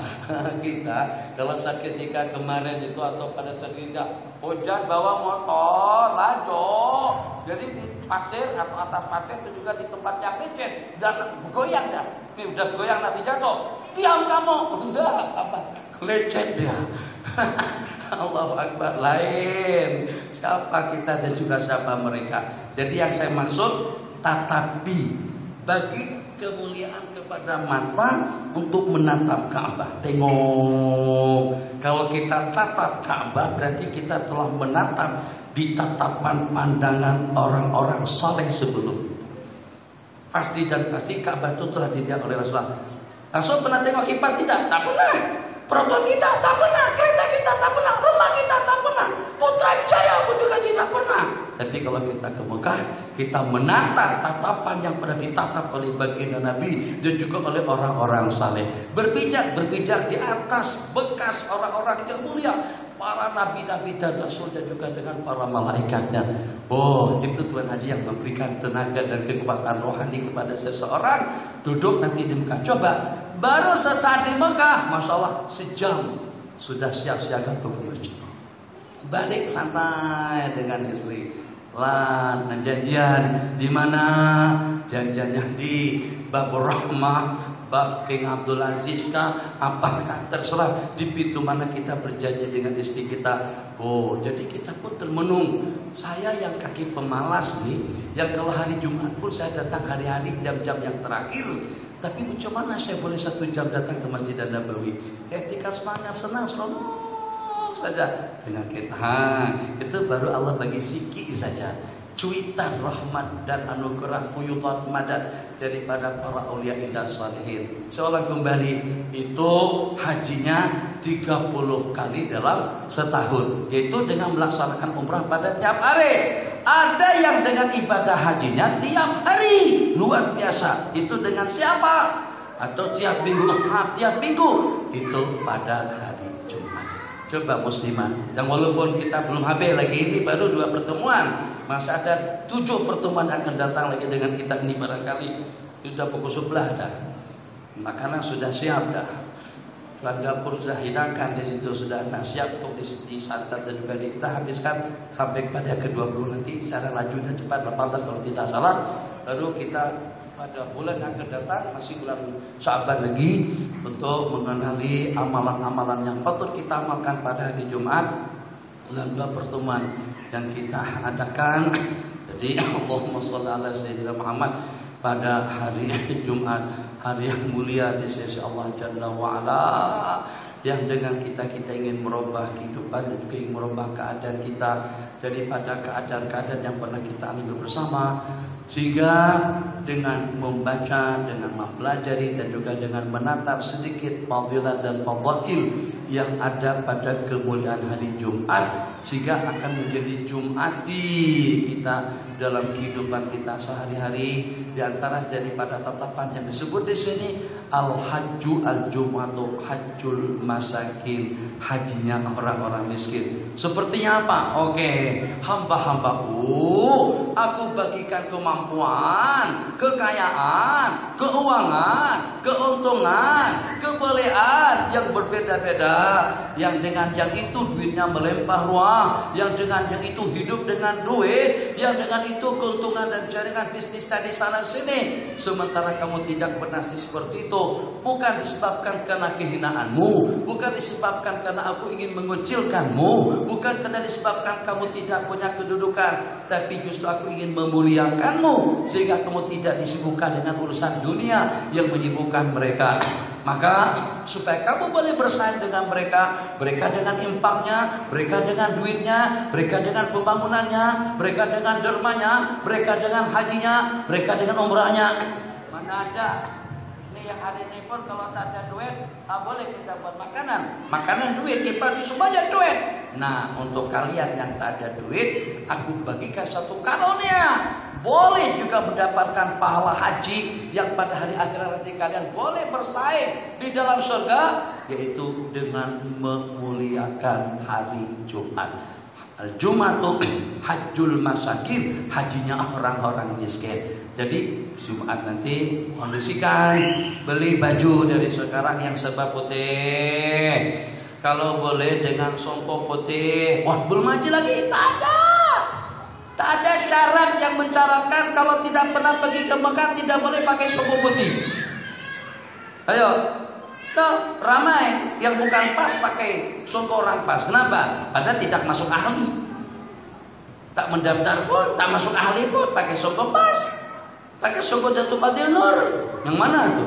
Nih sompo Datuk Fadil Nur yang begini nih. Ini dulu dibuat di Bukit Murtajam, harganya Rp70. Orang-orang kita tak boleh beli, harganya pada itu masih ratusan. Bantuan daripada orang Siam, petani, saudara-saudara kita di situ, buatkan sehingga kita boleh pakai. Banyak orang petani dapat pahala. Kenapa? Karena bantu kita pakai soko Datuk Fadil Nur. Yang paling tidak pakainya warnanya putih. Syaratkah harus pergi ke Mekah? Tak syarat, pakailah yang putih. Siapkan. Kenapa? Sebagai tanda hormat dan takzim kita kepada hari yang mulia satu, supaya kita terimbas dengan pahala haji yang kedua, supaya dengan kita mendapatkan kemuliaan yang abadi di sisi Allah selama-lamanya karena memuliakan hari yang mulia. Siapkan pakai serba putih, adik-adik semuanya, koko dipotong semuanya, bulu kebiak dicabut, yang khas itu dikerat, tapi bulunya saja yang dikerat. Yang itunya jangan, nanti kesian bini. Raba-raba hilang, bang punya abang mana bang? Udah hilang dah. Terbang dah. Itu jangan.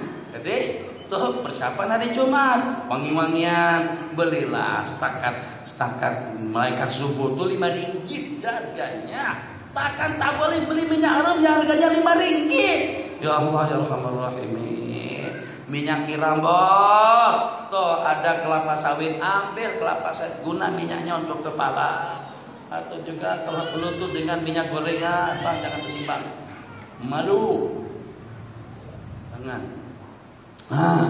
Atau dengan minyak goreng juga tak kisah. Dulu mana ada kalau tadi jenis minyak harum yang minyak rambut yang kita pakai, ada dulu minyak kelapa aja. Minyak gorengan sampai mengkilat, kita ini mengkilat sampai seperti kaca cermin saja jelasnya. Jelas semua. Kenapa? Sebab dari minyak kelapa goreng itu yang kita minyakkan ke rambut kita.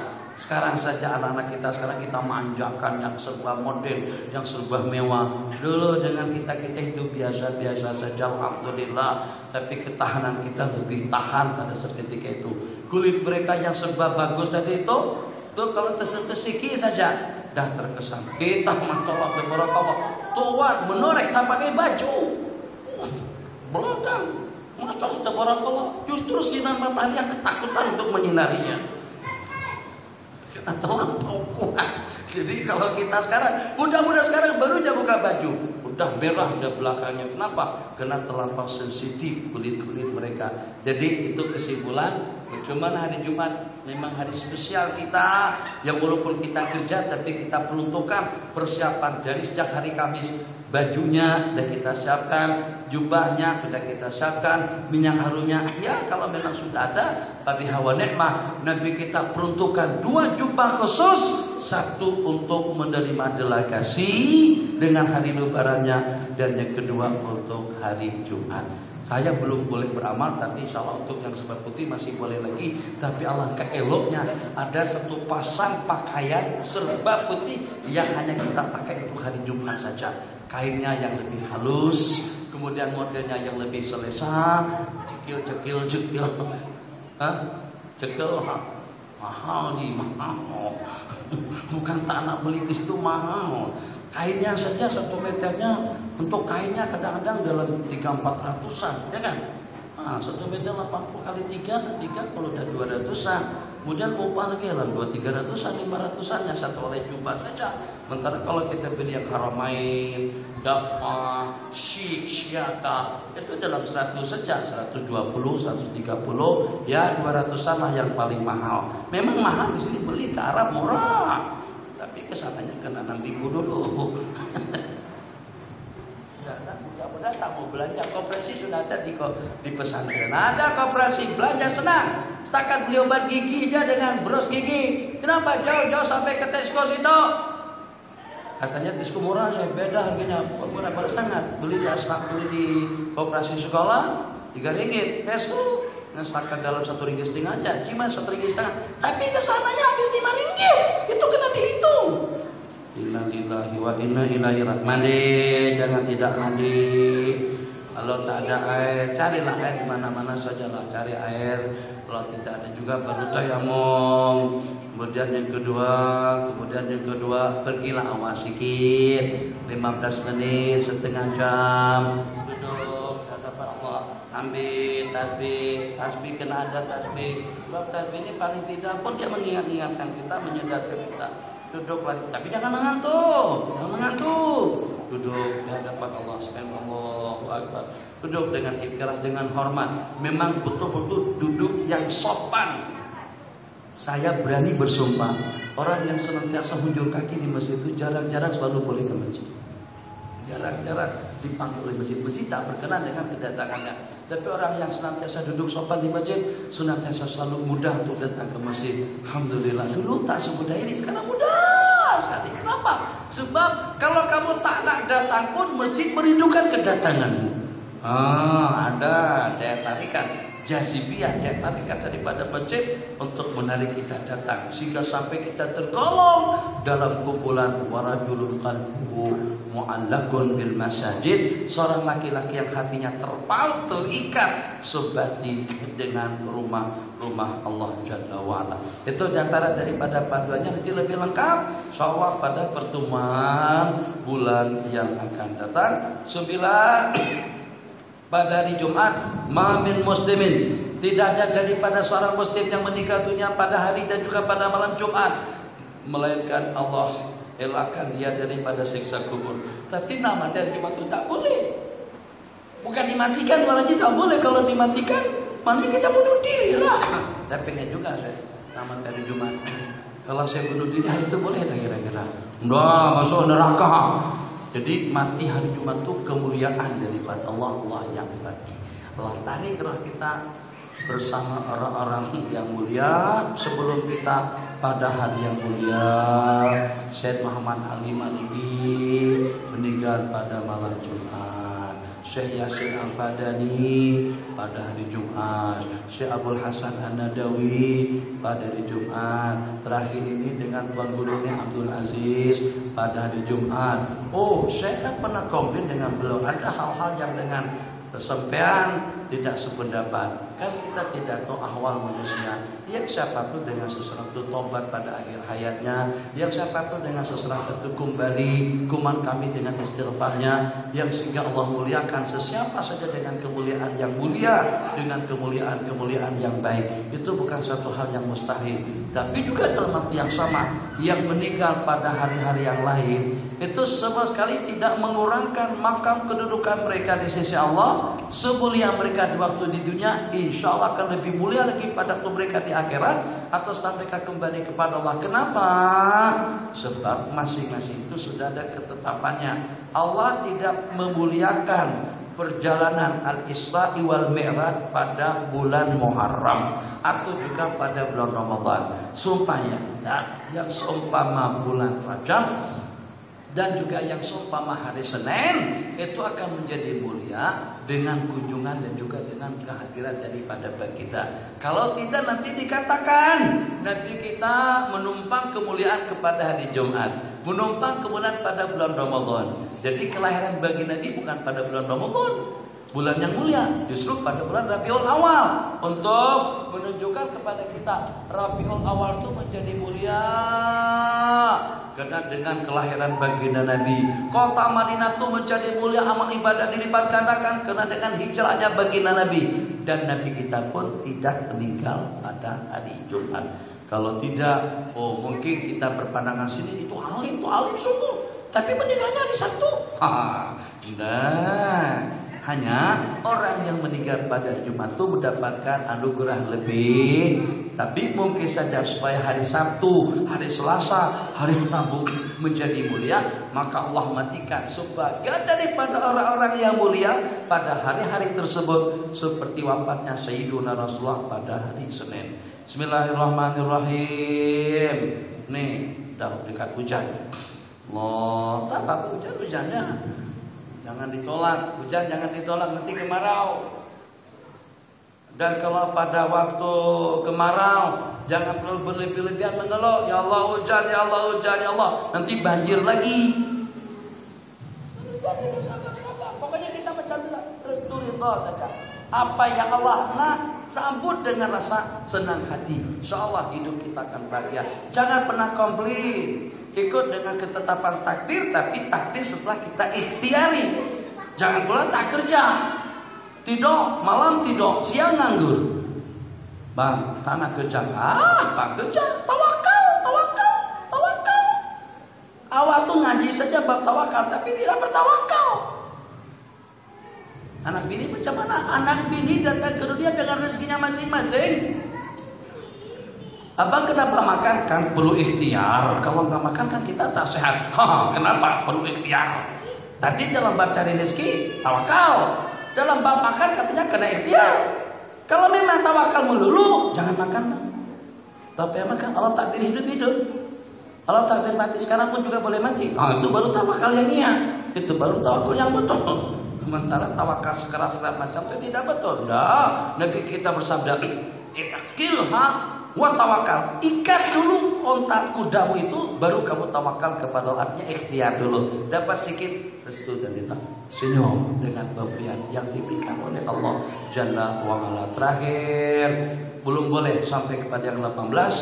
Insyaallah tabarakallah, hari Jumat adalah merupakan hari lebaran. Barang siapa pergi melaksanakannya, mandi dan menyentuh wangi-wangian, bersiwak.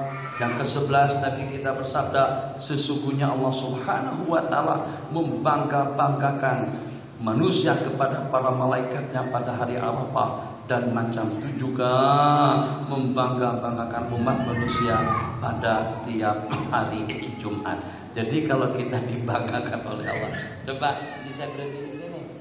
Kalau kita berhenti di sini, hadisnya lebih lengkapnya, sesungguhnya Allah membangga-banggakan kepada para malaikat-malaikatnya dengan hamba-hamba Allah yang beriman pada hari Arafah. Allah berfirman, hamba-hambaku Ja'uni telah mendatangi aku dengan rambut yang kesut, yata'awaduna mengharapkan rahmat dan kasih sayangku. Saksikanlah wahai para malaikat-malaikatku, aku telah memberikan keampunan kepada mereka dan aku memberikan syafaat muhsinahum fi musiihim, orang-orang yang baik daripada mereka kepada orang-orang yang jahat, dan macam itu juga pada hari Jumat. Kira-kira kalau pada hari Jumat kita jadi orang-orang yang dibangga-banggakan oleh Allah, pakai celana pendek tepi pantai, malaikat ini adalah orang-orang, rasanya tak akan macam tuh. Atau juga pada Jumat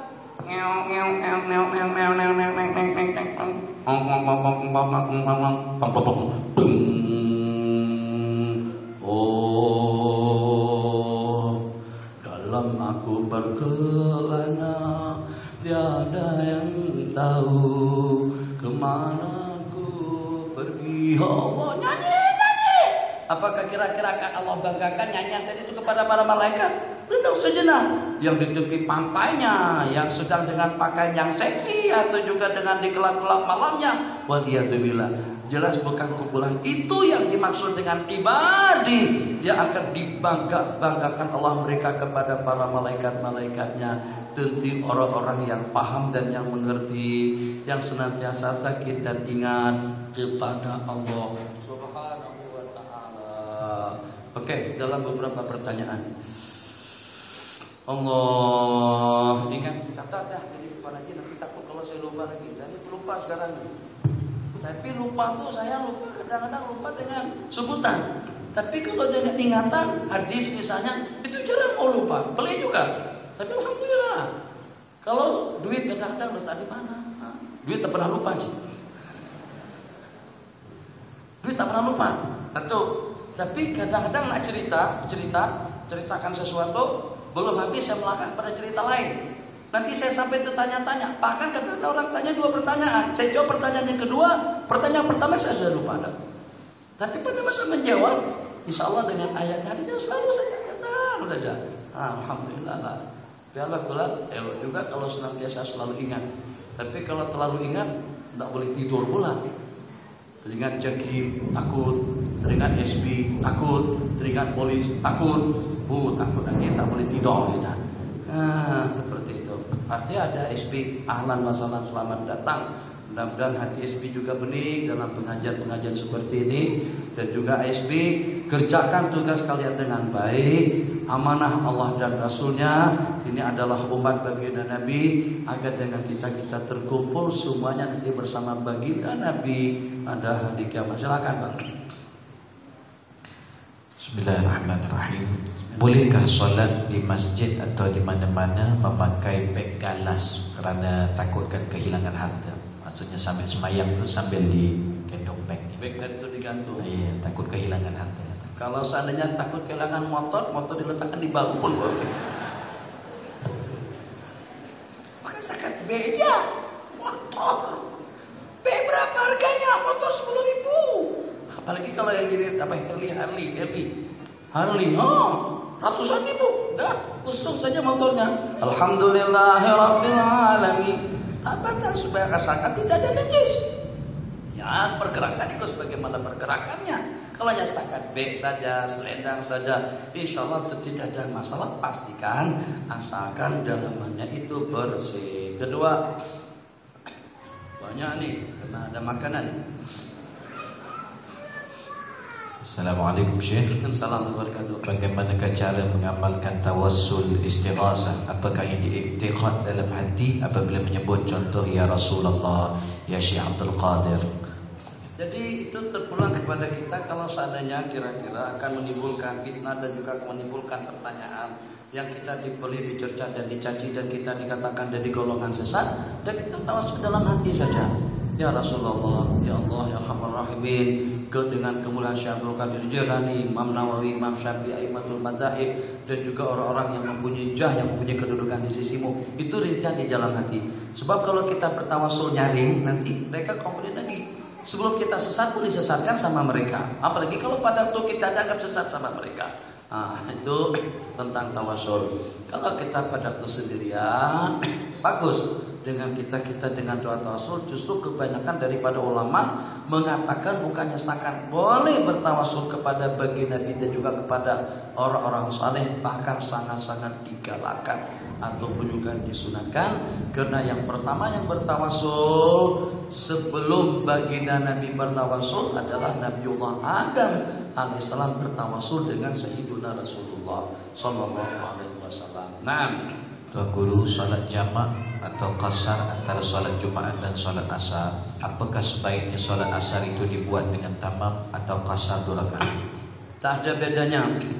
Justru kalau memang jarak ukuran yang kita tempuh itu cukup 2 marhalah, maka lebih afdal kita melaksanakan salat asar kasar daripada kita melaksanakannya secara tamam. Sebagaimana Allah menyukai kewajiban-kewajiban yang cukup kita laksanakan secara cukup, juga Allah menyukai dengan kita seketika kita menerima kelonggaran atau juga dengan rukhsah, kelonggaran, keringanan yang Allah bagikan. Seperti daripada 4 menjadi 2. Allah suka kita buat sembahyang yang 4 rakaat kalau pada waktu kita bermukim. Juga seperti itu Allah menyukai kalau pada waktu kita musafir kita menerima kelonggaran yang Allah bagikan. Kelonggaran seperti apa? Di jamak takdim dan takhir atau juga dilaksanakan secara kasar. Kedua-duanya boleh, tapi tetap yang lebih afdal selepas sembahyang Jumat bangkit qomat terus sembahyang asar 2 rakaat. Silakan. Bagaimana dengan orang yang datang awal ke masjid pada hari Jumat tetapi membaca Quran atau zikir dengan kuat? Bagaimana? Zikir kuat kalau orang masjid masih kosong tak kisah. Asalkan dengan zikir tadi itu tidak mengganggu orang-orang di samping. Kalau mengganggu orang itu masalah. Kenapa? Zikirnya ibadah, ibadahnya dalam sebuah hadis dinyatakan kalau seandainya tidak ada kejanggalan-kejanggalan manusiawi, kemaksiatan dan kemungkaran yang mereka lakukan, Allah berfirman, aku tidak akan mendengarkan bunyi petir kepada kalian. Bunyi petir kadang-kadang pernah beberapa waktu yang lalu, mana masa di Kubu Gajah sih, ya Allah kuatnya, tak tahu lah, rasa di sini lebih kuat lagi. Bulan yang lepas, wah, lebih kuat daripada bom. Beberapa kali, tak pernah Malaysia dengan bunyi petir yang sekuat itu. Dulu yang semacam itu di Bogor. Ternyata sekarang sudah sampai ke Malaysia ada. Hanya setakat dengan petirnya saja. Na'udzubillah kalau dengan goncangannya. Waduh. Wah. Jangan coba-coba naik ke atas bumbung. Takut kena sasaran, kena petir. Makanya atas bumbung yang tinggi-tinggi itu ada besi. Itu untuk menyerap ledakan api masuk ke dalam tanah. Insyaallah kalau pada masa petir kilat baca a'udzubillahi minasyaitonirrajim.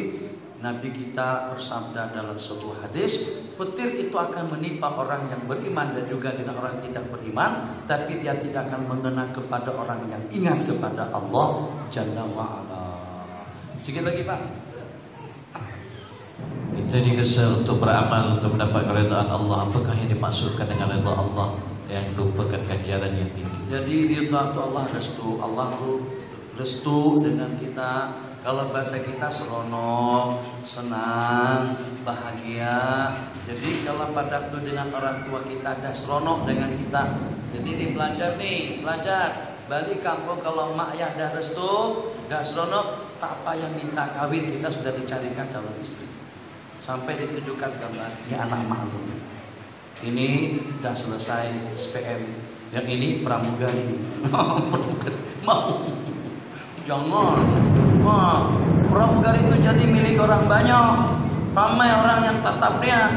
Jangan, cari yang lain saja. Kecuali kalau pramugarinya mau tobat, mau ngaji tempat Ustaz Fadil enggak? Kalau kata dia mau, oke, ambil. Nah, tak meminta dan ditawarkan. Itu namanya kena restu dan ridha. Satu juga dengan 2 laki istri manfaatkan masakan itu dan ini. Suami juga tak ada pesan pun, diberikan roti canai, diberikan keripap donat, diberikan baju raya. Bang, yang ada pun belum kepake, tak apa. Ini tanda abang restu dan ridho. Lebih ridho lagi kalau restu dengan abang.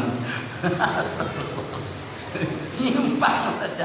Astagfirullahaladzim, tak paham, tak payah paham, tak masalah. Nah, jadi ridho daripada Allah, restu yang sehingga kalaulah dengan kita terlanjur melakukan sesuatu yang janggal pun Allah ampunkan dan juga Allah maafkan. Oke bang, dua terakhir bang. Nanti kita berlawan dengan hujan nih.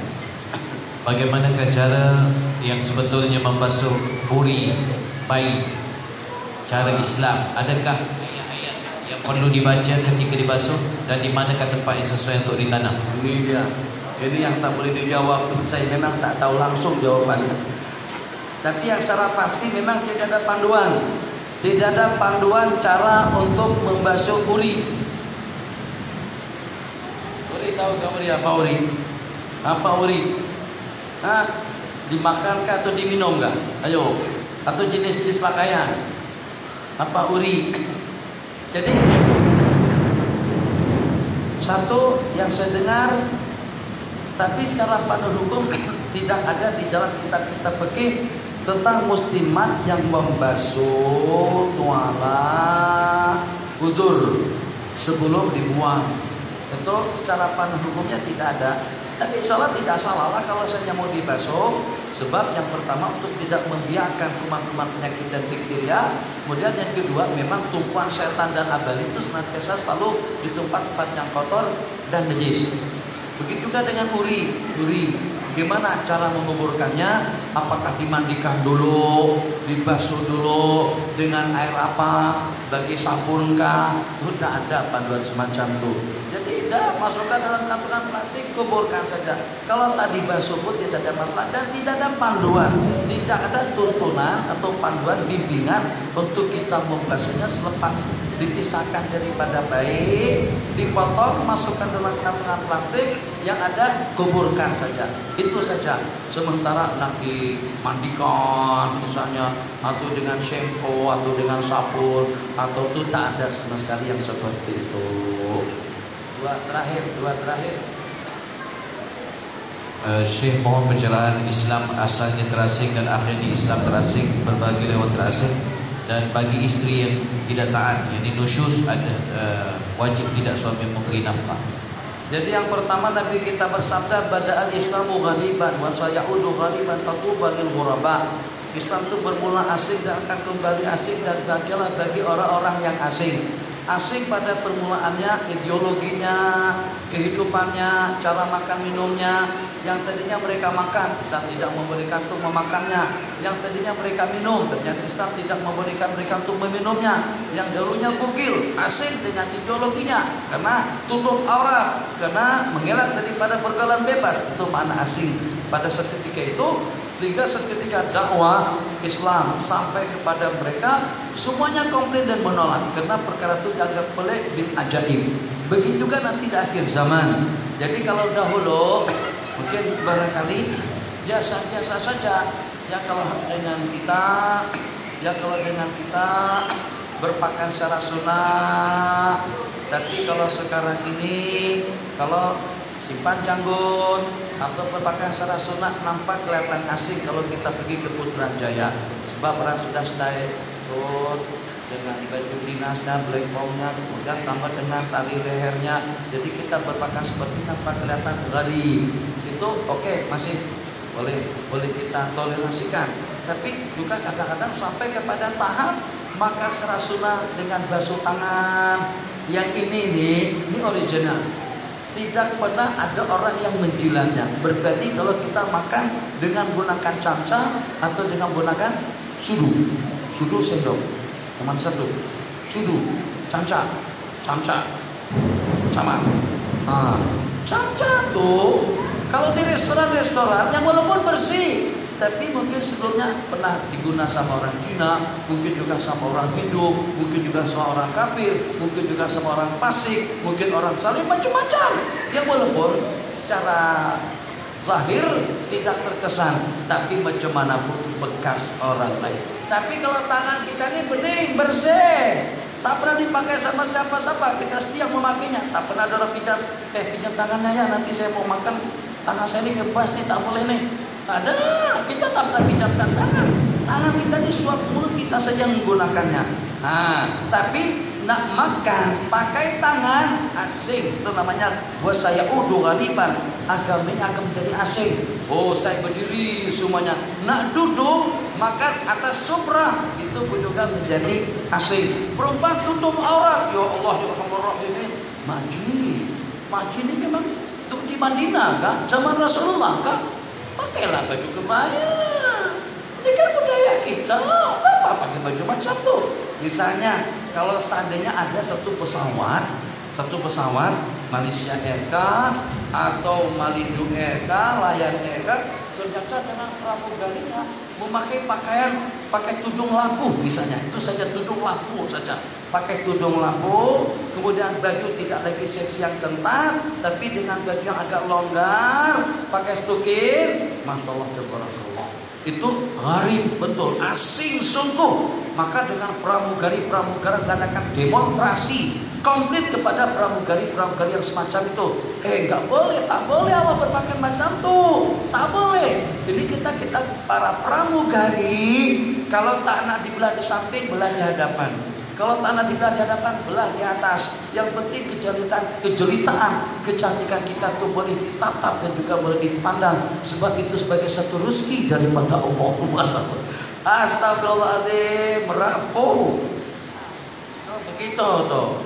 Maka ada orang yang komplain kalau ketika anaknya berpakaian secara busana muslimah, apa kamu? Tengok mak dulu masa remaja, mak itu adalah pelatih senam aerobik. Kamu lebih hebat daripada mak lagi. Hidung mak masih pesek lagi. Hidung kamu mancung, rambut kamu keriting. Kenapa kamu berpakaian macam itu? Ini pengaruh ninja dari mana? Ini gara-gara mengaji di daerah ini. Berarti udah jangan ngaji situ lagi. Jangan. Sabtu Ahad jangan belajar. Pergi senam aerobik. Tengok tuh bagaimana pakan binatang-binatang pelem. Ikuti. Itu dia sebagai tanda syukur atas nikmat yang Allah bagikan. Kamu cantik, seksi. Kenapa dibungkus? Memangnya kamu nasi kerabu? Kenapa mandi itu nyanyi macam itu? Nah, jadi asing dalam dunia mereka. Kadang-kadang satu keluarga yang itu bahasa sana pakai rok mini, yang itu dengan yokensi, yang itu tidak tahu sembahyang. Terus ada salah satu daripada adik-beradik baru dalam usia 16 tahun, malam bangun tahajud, siang berdoa, 5 waktu tidak pernah ketinggalan. Asing bagi mereka. Kamu ini siapa? Orang surga ya? Jadi seperti itu pertanyaannya. Jadi nanti kita bersabda, Tobalil ghuraba, bahagialah bagi orang-orang yang pelik dan asing. Maksudnya yang bertahan dengan prinsip. Orang berdiri, kita duduk. Kalau cepot, tak boleh ada yang makan dua lidi itu. Apa susah-susah? Pertama itu ala mereka ala cepot, kedua lambat. Nih kalau saya bagi yang dua tuh sejam tak akan habis. Mengambilnya saja susah. Jatuh. Buang. Yang menua saja besok. Habis. 2 suap dah habis dah semuanya. Yang dua lidi tuh tahu dah. Di Jepun makan macam semuanya. Seperti apa? Apa yang ikut-ikutan? Pakai sorban, gaya orang pakai sorban makannya. Jangan pakai yang 2 lidi. Bukan tak boleh. Tapi kalau tak pandai, dah habis. Orang dah habis dulu, dah keluar dah. Kita masih mau mengambil bola yang satu tuh. Ada bakso sebiji lagi. Letak itu saja. Apa susah-susah sangat? Terakhir. Apakah yang dimaksudkan dengan penghuni syurga diberikan izin untuk menziarahi Allah seukuran hari Jumaat di dunia? Apakah ada beza ukuran hari di dunia dan di akhirat? Kan hari akhirat itu ukurannya inna yauman inda rabbika ka'alfi sanatin. Maksudnya kesamaan itu dari sudut nama hari. Tapi jarak ukuran jelas tidak sama antara hari di dunia. Satu hari di dunia di akhirat sama dengan 1000 hari di dunia.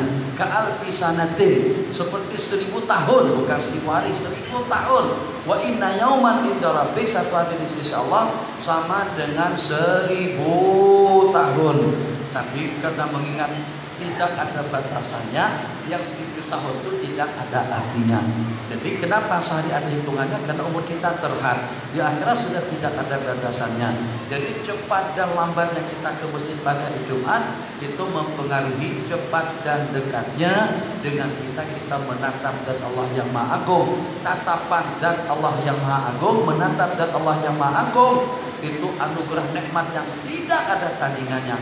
Makan, minum, perempuan, tahta, harta, wanita tidak setanding dengan sesaat melihat zat Allah yang Maha Kuasa. Subhanallah wa bihamdika asyhadu an la ilaha illa anta nastaghfiruka wa natubu ilaik. Rabbana atina fid dunya hasanah wa fil akhirati hasanah wa qina adzabannar. Amin amin. Subhana rabbika rabbil izzati amma yasifun. Salamun alal mursalin walhamdulillahi rabbil alamin. Sayyidil mu'minin. Salaman atas sakit saja.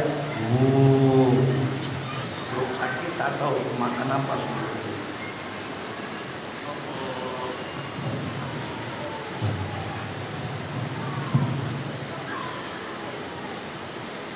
Naim, bila air kita boleh guna dah? Boleh dah? Belum lagi, bawa Syekh ke sana. Air hujan, payung.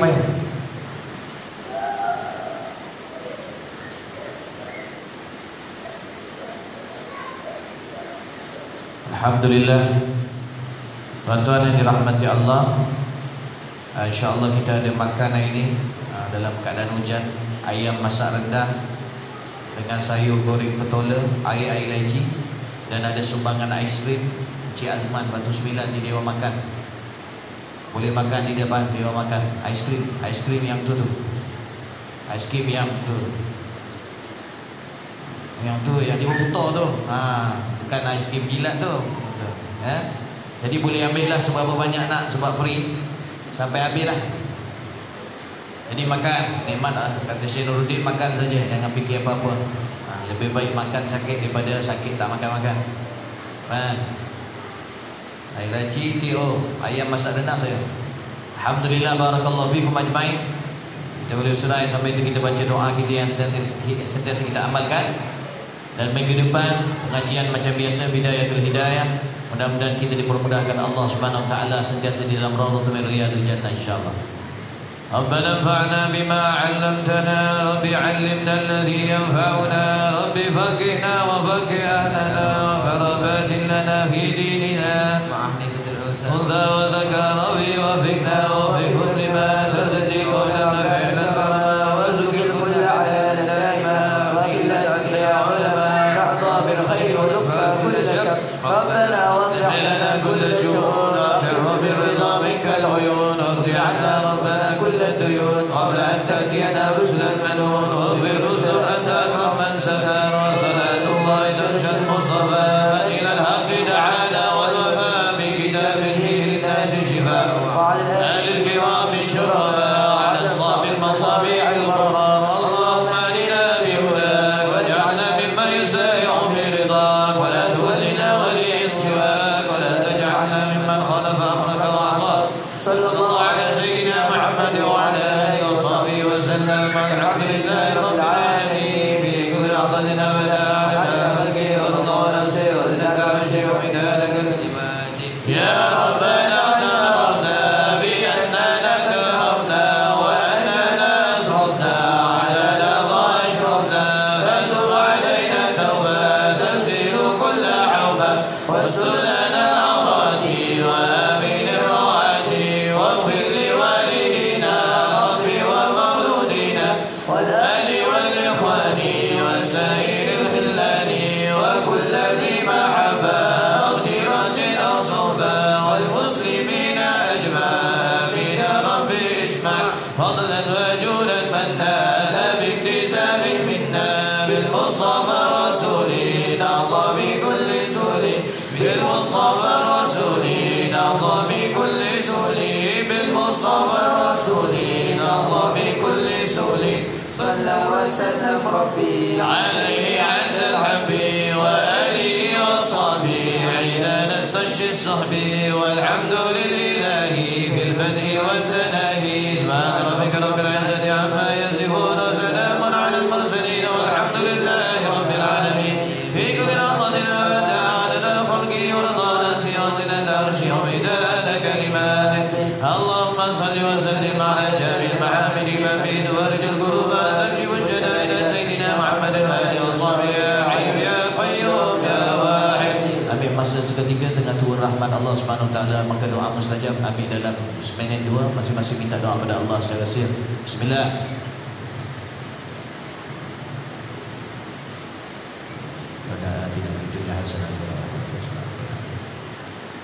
اللهم إنا نسألك رضاك والجنة ونعوذ بك من سخطك والنار. اللهم إنا نسألك رضاك والجنة ونعوذ بك من سخطك والنار. اللهم إنا نسألك رضاك والجنة ونعوذ بك من سخطك والنار. Alhamdulillah. Mudah-mudahan tuan-tuan rahmati Allah yang hadir pada hari ini dan pada seterusnya pada majlis-majlis yang diberkati Allah.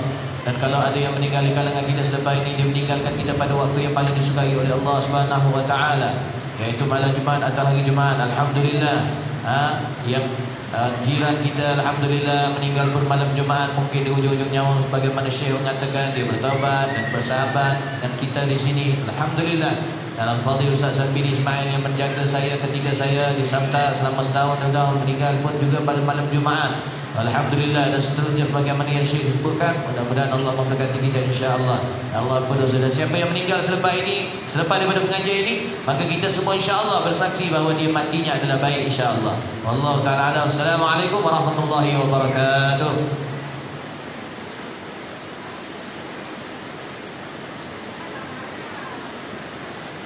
Tuan-tuan jangan tak makan ya. Makan ini masakan kita masak. Makan. InsyaAllah.